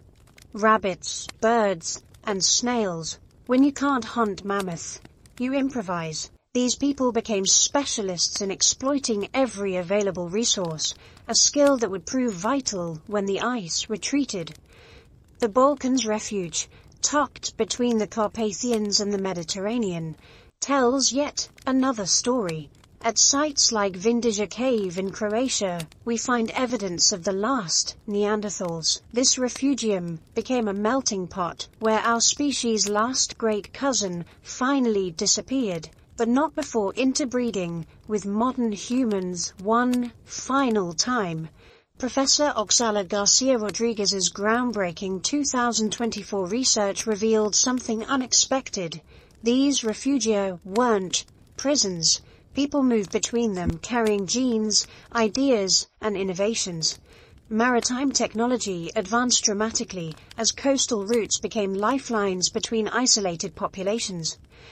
When the ice finally began retreating 19,000 years ago, something remarkable happened. Like compressed springs suddenly released, populations exploded out of their refugia. Iberians moved north, Italians spread west, Balkan peoples pushed east. Each group carried unique genetic markers and cultural innovations developed during their isolation. The refugia created Europe's diversity, languages, technologies, and genetic variations that define modern Europeans, all trace back to these Ice Age sanctuaries. The Basque language, Europe's oldest, likely survived in the Iberian refugium. The artistic traditions that flowered in the Renaissance, they echo techniques developed in Italian refuge caves. Today, as we face our own climate crisis, the refugia offer a lesson.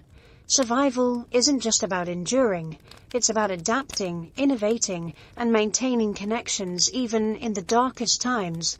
Our ancestors didn't just hide in refugia, they used them as laboratories for human innovation. The celebration was premature. After thousands of years of bitter cold, the world was finally warming. Forests returned to Europe. Megafauna populations recovered. Humans expanded from their refugia. Then, 12,900 years ago, in less than a decade, winter returned with a vengeance. Scientists call it the Younger Dryas. The humans who lived through it would have called it the end of the world. In Greenland, temperatures plummeted 15 degrees Celsius in just 3 years. 3 years. Imagine your hometown going from Los Angeles weather to Antarctica conditions before a child could learn to walk. Trees that had grown for centuries died in a single winter. Lakes that had thawed for generations froze solid and stayed that way for 1,300 years. Dr. Wallace Brecker, who first proposed the mechanism, described it as a massive heart attack in Earth's climate system. The patient survived, but barely. What caused this apocalypse? The leading theory reads like a disaster movie. As ice sheets melted, a gigantic freshwater lake, Lake Agassiz, larger than all the modern Great Lakes combined, suddenly drained into the North Atlantic.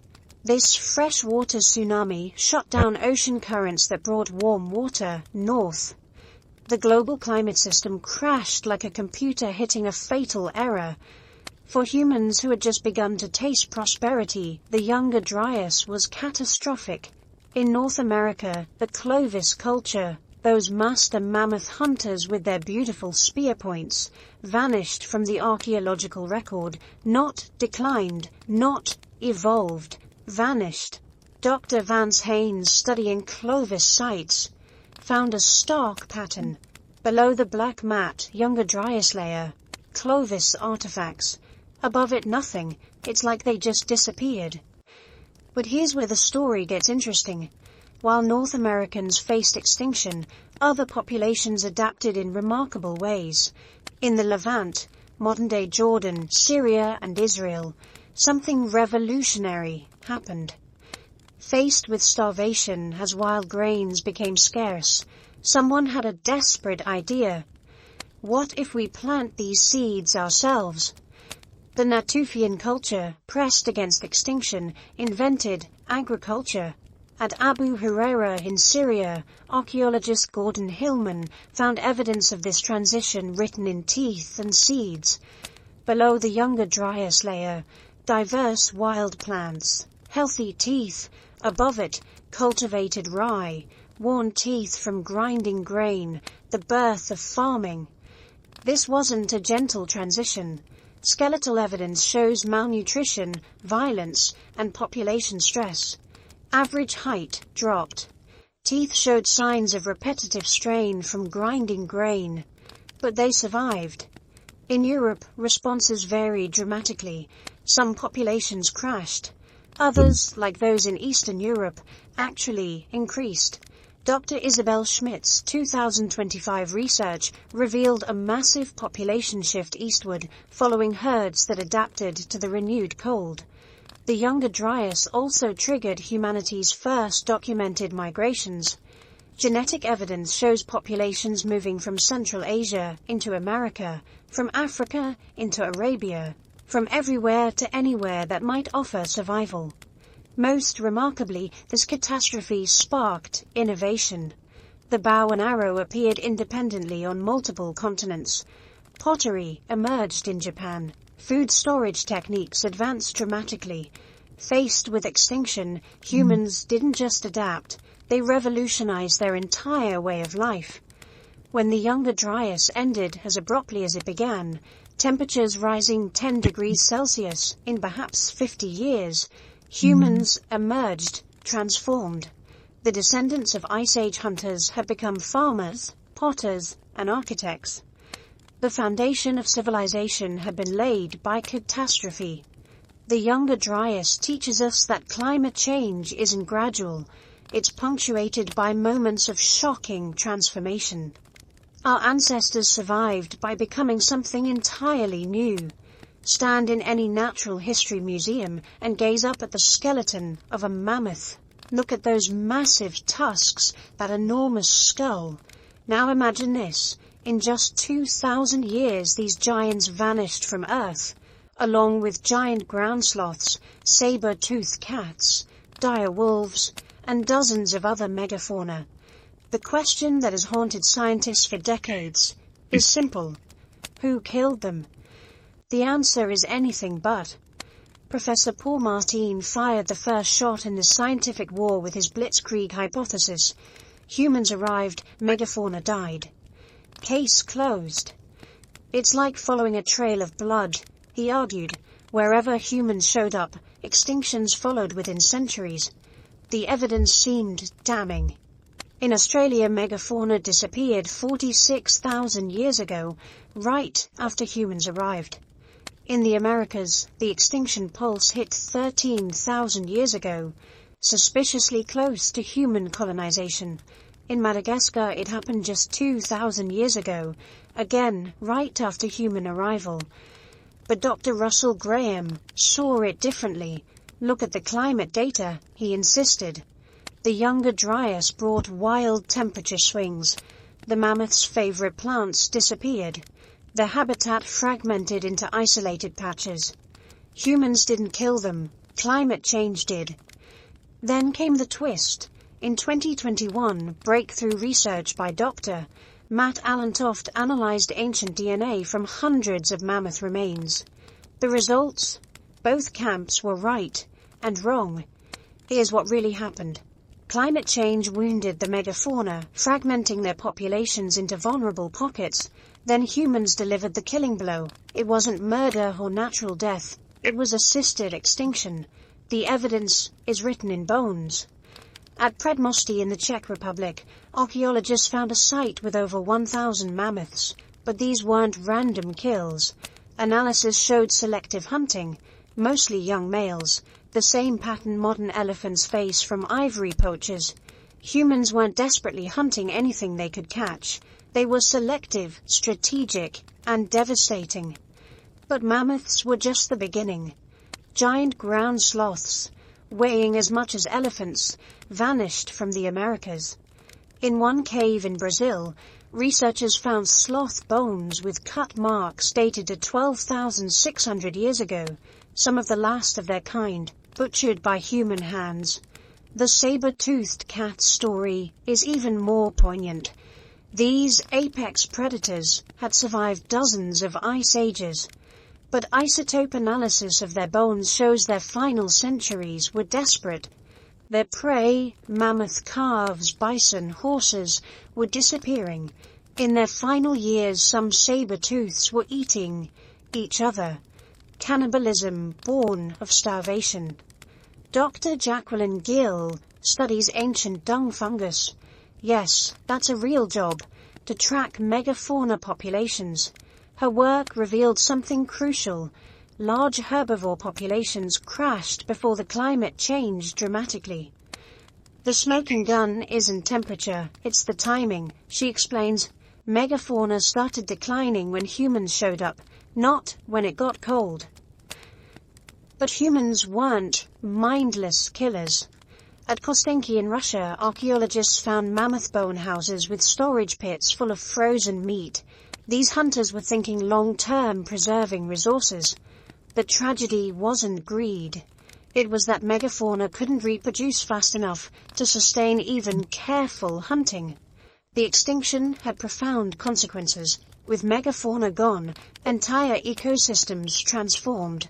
The mammoth steppe, maintained by grazing giants, became tundra and forest. Fruit trees that evolved to have megafauna spread their seeds struggled. Even soil composition changed without massive herbivores recycling nutrients. For humans, it meant revolution. Without megafauna to hunt, we had to innovate or die. The result? Agriculture, animal domestication, and the roots of civilization itself. Today, as we face the sixth mass extinction, the megafauna's ghost reminds us, we've been here before. We are both the asteroid and the survivors. Deep in Lascaux Cave, your headlamp illuminates something that stops you cold. A thundering herd of aurochs charges across the stone ceiling. So vivid, you instinctively step back.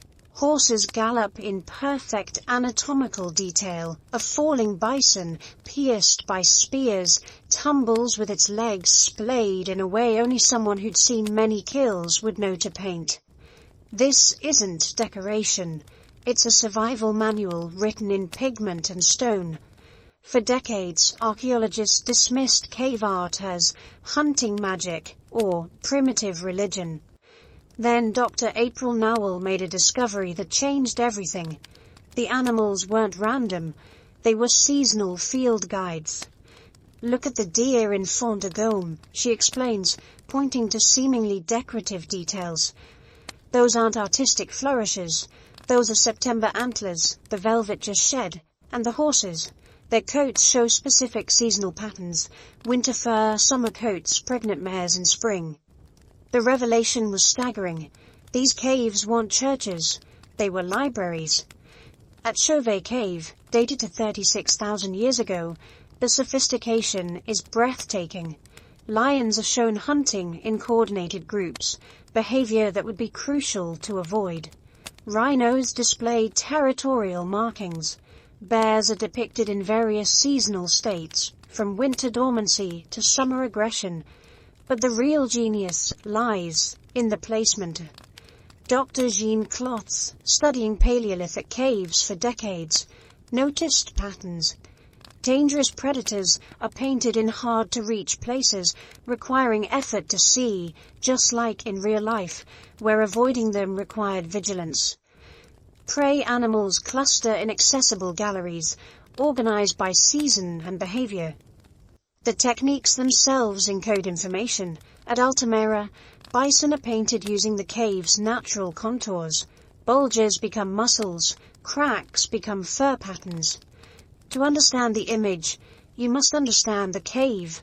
And to understand the cave is to understand the landscape, its augmented reality, Stone Age style.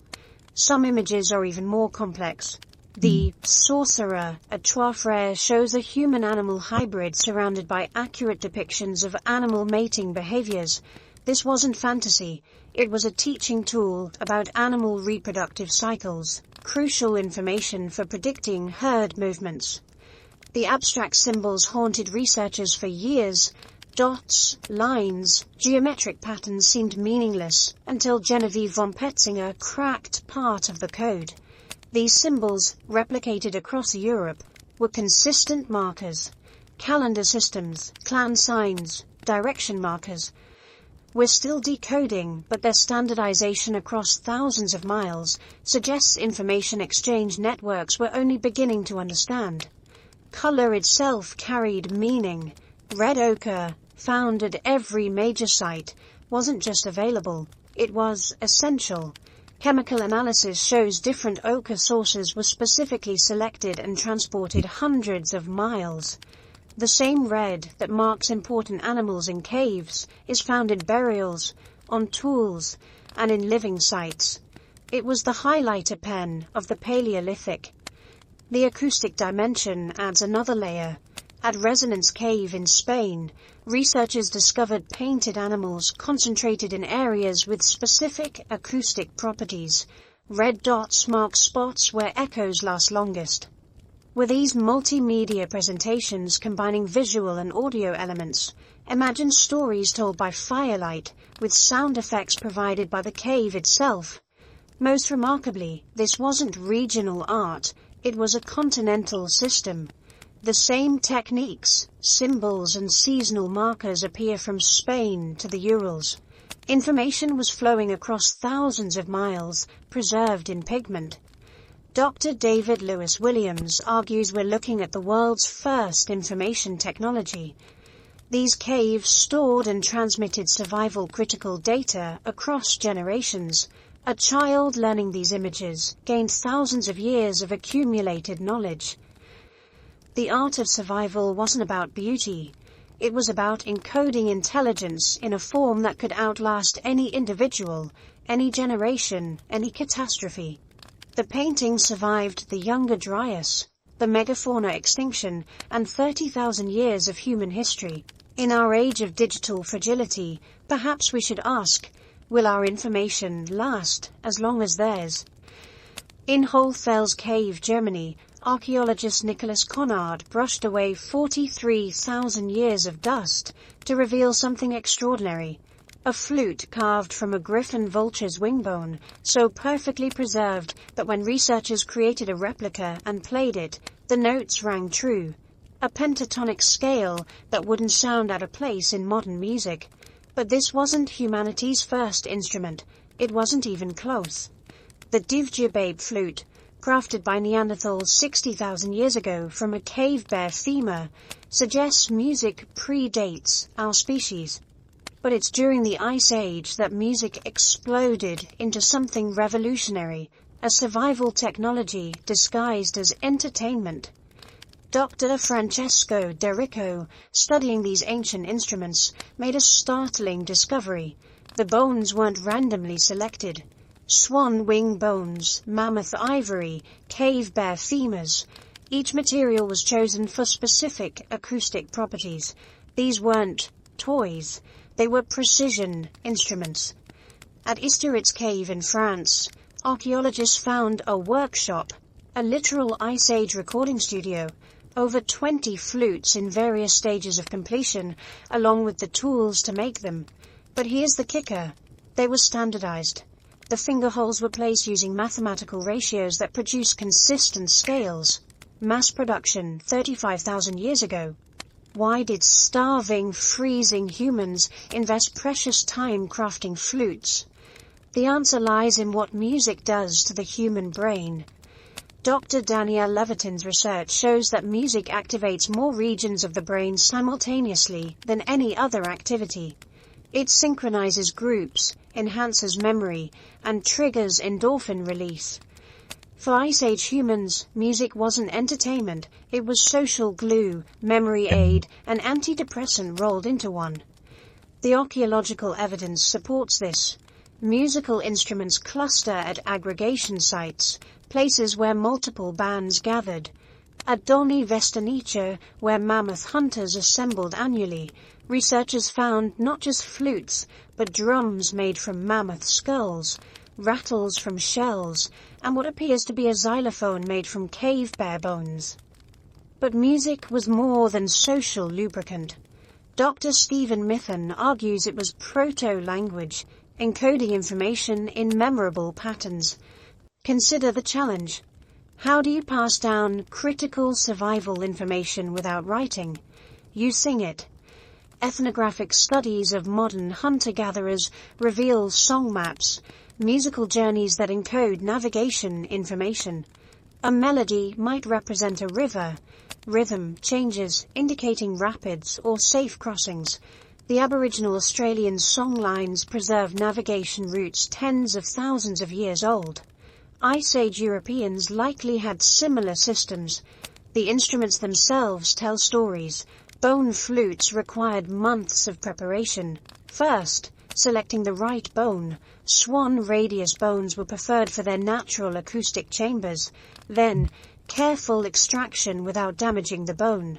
Cleaning, drying, and aging. Finally, the delicate process of boring finger holes, where one wrong move meant starting over. This investment of time only makes sense if music was essential. And it was.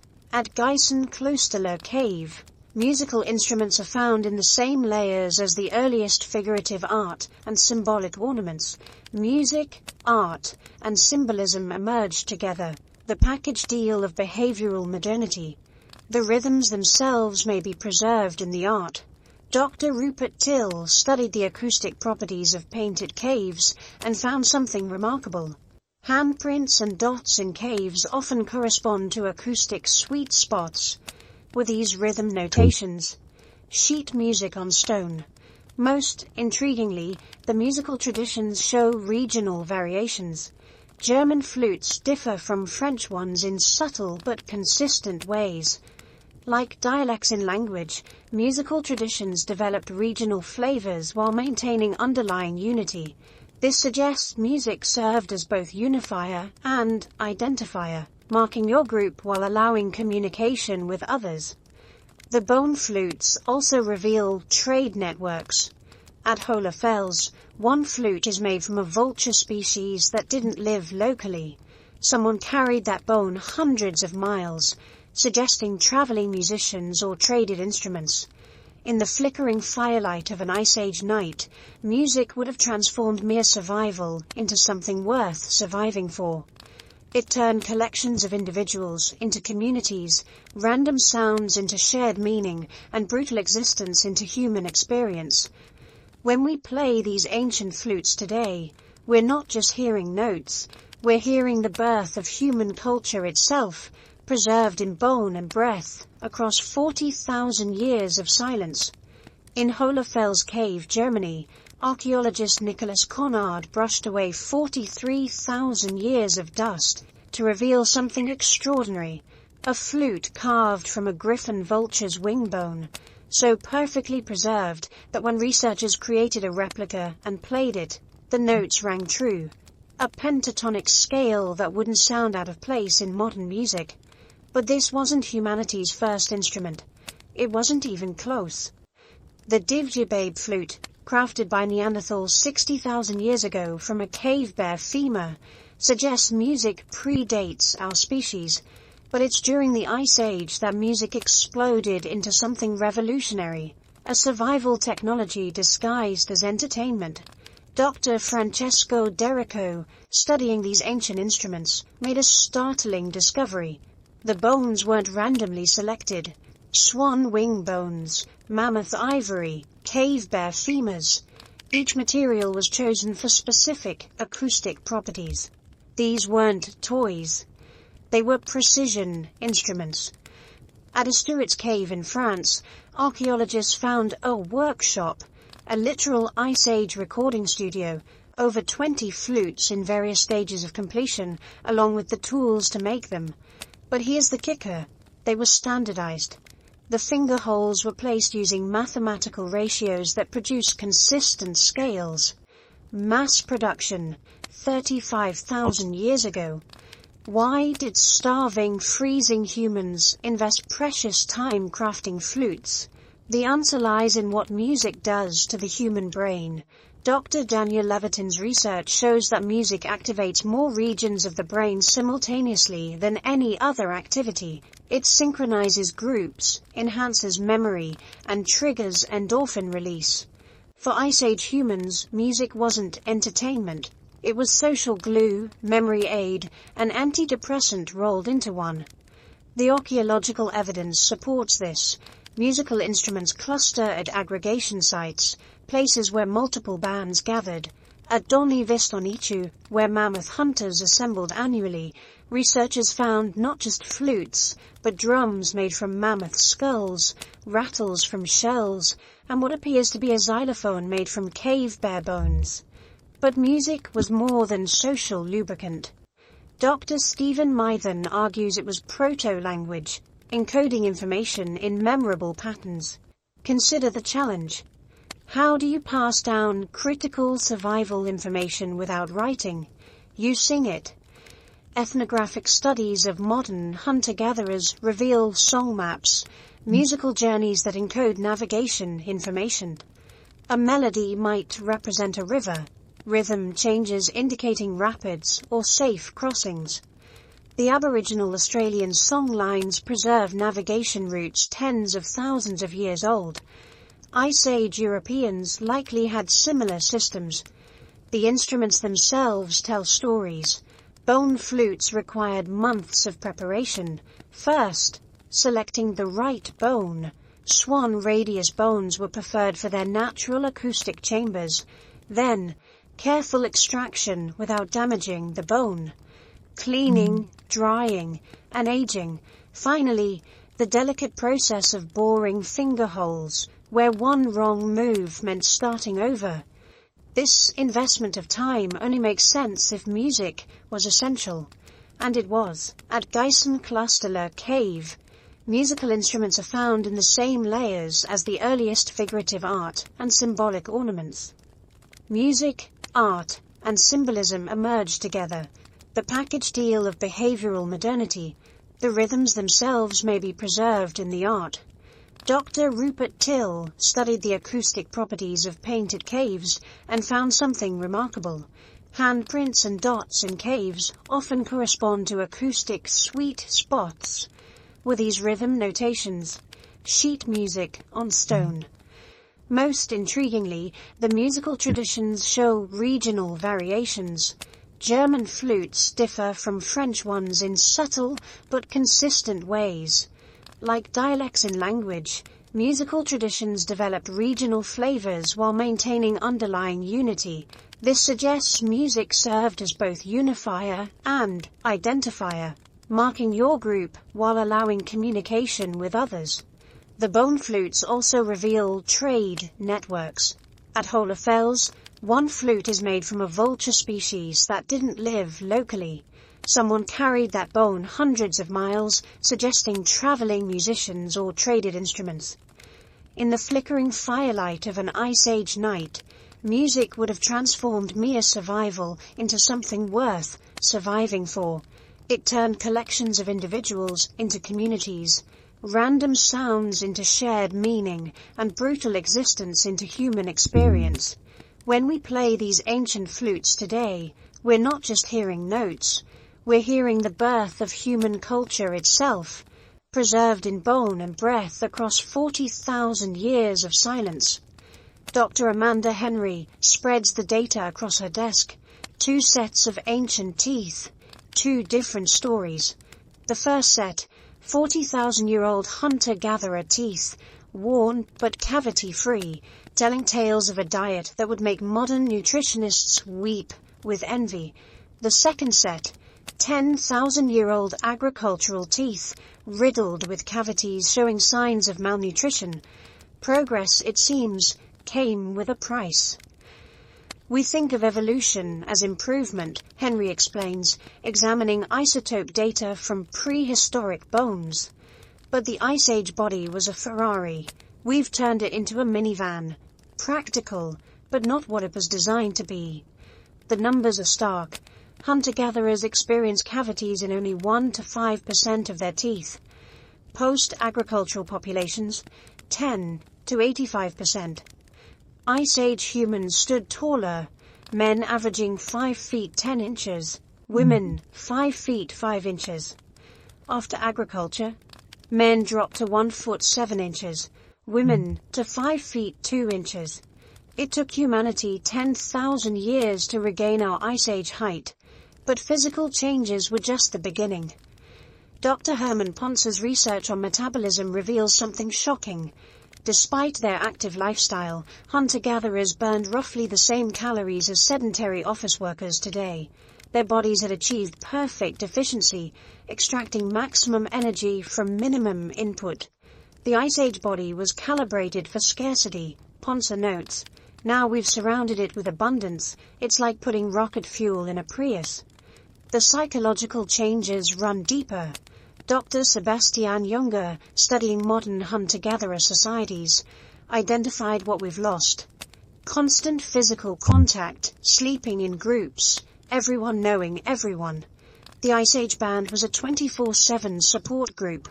Modern depression and anxiety, possibly the price of independence. Our sleep patterns transformed too. Dr. Jerome Siegel studied hunter-gatherer sleep and found they slept less than we do, about 6.5 hours, but with crucial differences. They woke once during the night, every night for about an hour. This wasn't insomnia, it was normal, a time for conversation, intimacy, and stargazing. Modern straight-through sleep. An industrial invention. The social changes were seismic. In a 30-person band, you knew everyone intimately. Conflict resolution was immediate and face-to-face. Compare that to our anonymous cities where you can live next to someone for years without knowing their name. Dr. Robin Dunbar's research shows our brains are still wired for 150 meaningful relationships. The Dunbar number, about the size of several related Ice Age bands. We gained civilization but lost community. We gained variety but lost nutrition. We gained comfort but lost resilience. Yet the gains were real. Life expectancy doubled. Child mortality plummeted. Knowledge accumulated rather than dying with individuals. Art, music and literature flourished beyond Ice Age imagination.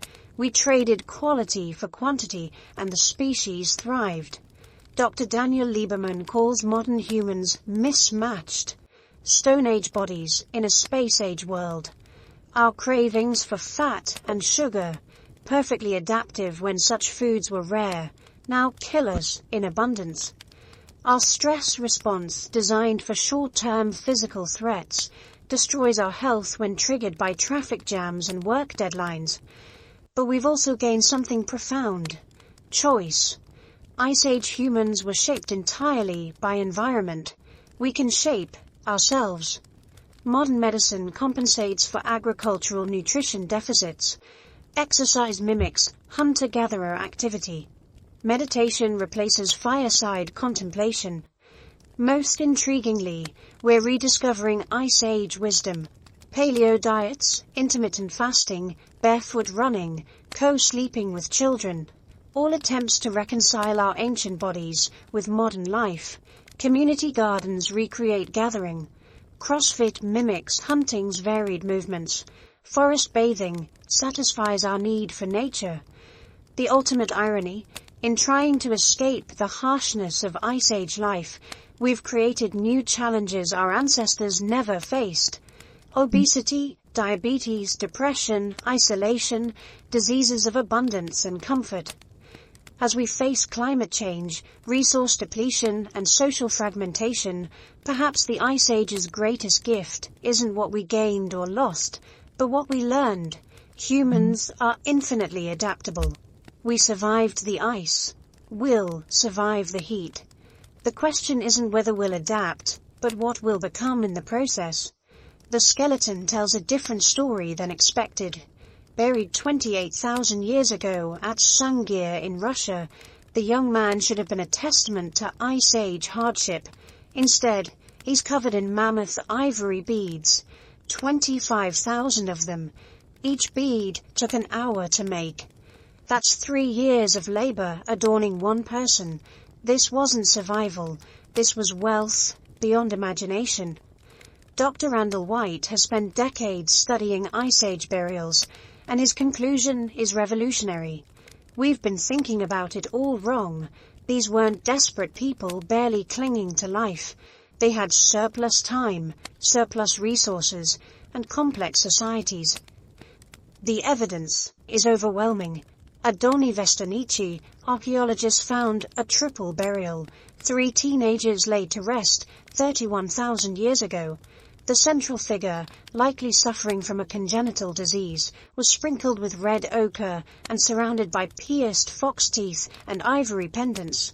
The care lavished on someone who couldn't have contributed to survival speaks volumes. But it's not just burials. Dr. Olga Sofa's analysis of Venus figurines revealed something shocking. Detailed depictions of woven textiles, including complex twining techniques and elaborate headdresses. These weren't naked cave people, they were fashion designers.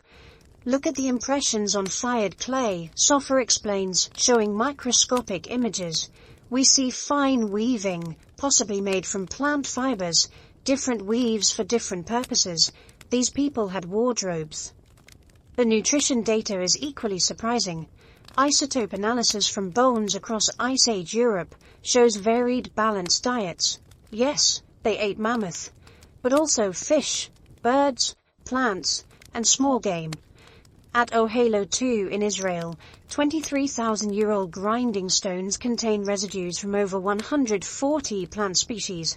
This wasn't desperation cuisine, it was sophisticated food culture. Population genetics reveals another surprise.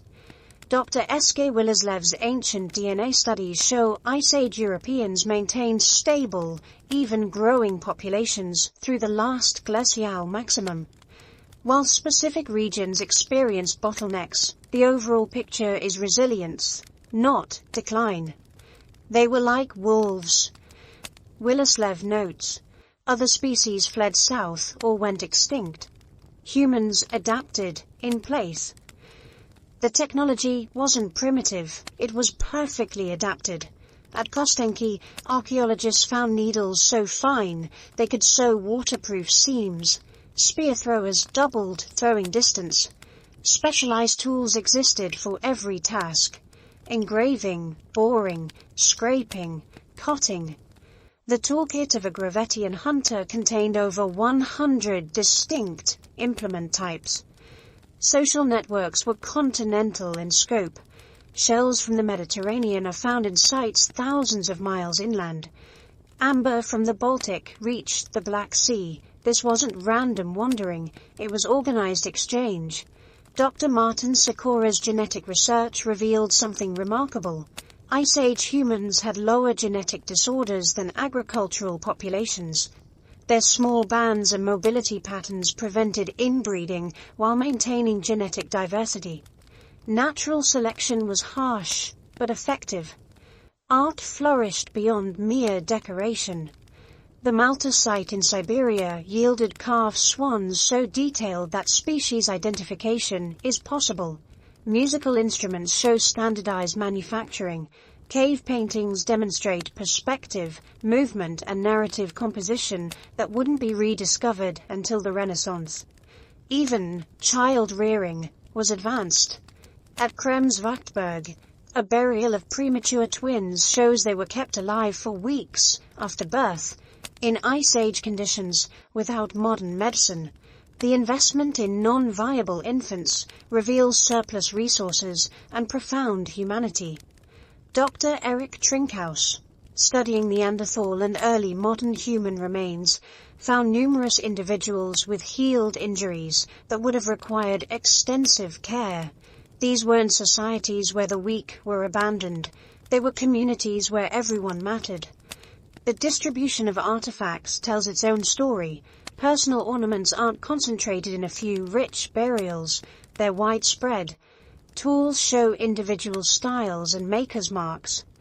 This was a society with specialists, artists, and individual expression. Perhaps most tellingly, they had pets. At Predmosti, A dog burial from 32,000 years ago included a mammoth bone placed in the dog's mouth, a final meal for the afterlife. You don't bury dogs with grave goods when you're starving. The myth of the nasty, brutish, and short Ice Age life dissolves under evidence. These were people who created art, made music, traveled continents, and buried their loved ones with care that spans millennia. They didn't just survive the ice. They built a civilization that left no monuments, but achieved something greater. It sustained human dignity in Earth's darkest hour. The old hunter stood at the edge of the forest, confused. Where once stretched endless tundra, trees now grew. The reindeer herds that his grandfather's grandfather had followed were gone, replaced by aurochs and deer that hid in woods. The reliable world of ice was melting, and with it everything his people had known for 1,000 generations. Climate change wasn't coming, it was here. 15,000 years ago, the Great Melt began in earnest, but this wasn't the gentle warming we imagine. Dr. Conrad Huon's ice core data reveals the shocking truth. Temperatures rose 10 degrees Celsius in some regions in just 50 years. Imagine New York developing Miami's climate before a child becomes a grandparent. For humans who had perfected Ice Age survival over 40,000 years, this warmth was catastrophic. The very skills that had saved them now became obsolete. At Starkar in England, archaeologists found the remains of the last hunter-gatherers trying to maintain their way of life. The site, dated to 11,000 years ago, shows desperate innovation. Wooden platforms built over new wetlands, specialized tools for forest hunting, headdresses made from deer skulls, possibly shamanic attempts to understand their changing world. But the biggest shock was dietary. Isotope analysis by Dr. Nikki Milner revealed a sudden shift from varied diets to heavy reliance on fish. The great herds were gone. The diverse plant foods were changing. These master survivalists were reduced to living on pike and perch. The social upheaval was even more dramatic. Band society, perfected over millennia, began breaking down. At Lipinski Vir on the Danube, we see something new.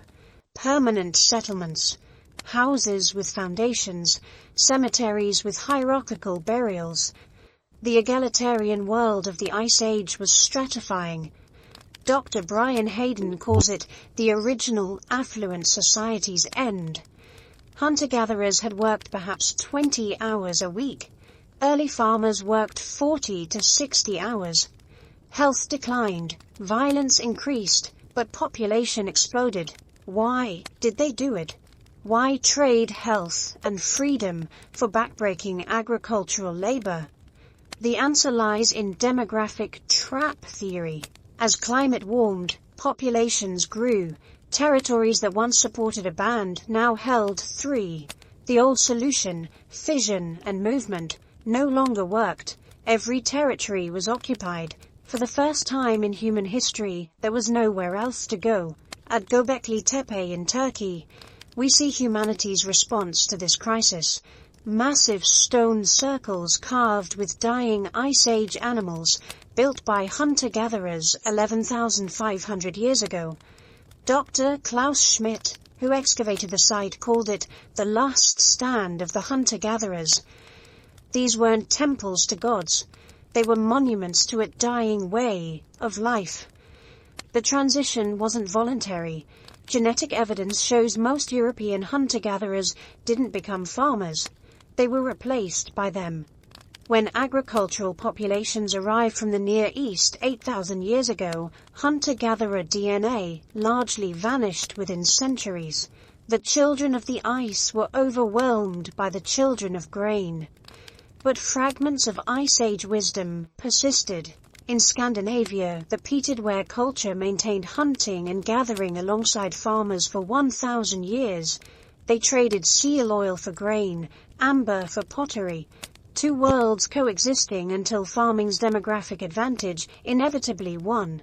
The psychological impact was profound. Art changed from naturalistic animals to abstract symbols. Music shifted from portable instruments to fixed installations. Stories went from memorized epics to written texts. The direct, intimate world of the band became the abstract, hierarchical world of civilization. Yet something was gained in this loss.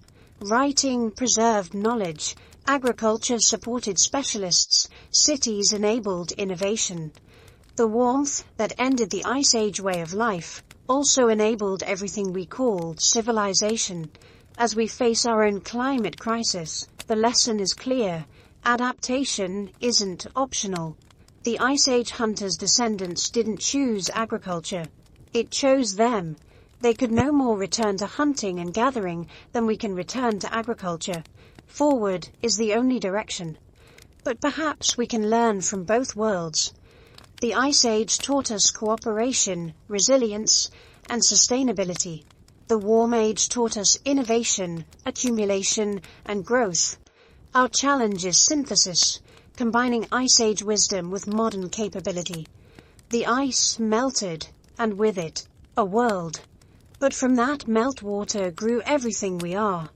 The question now is, as our world melts again, what will grow from us?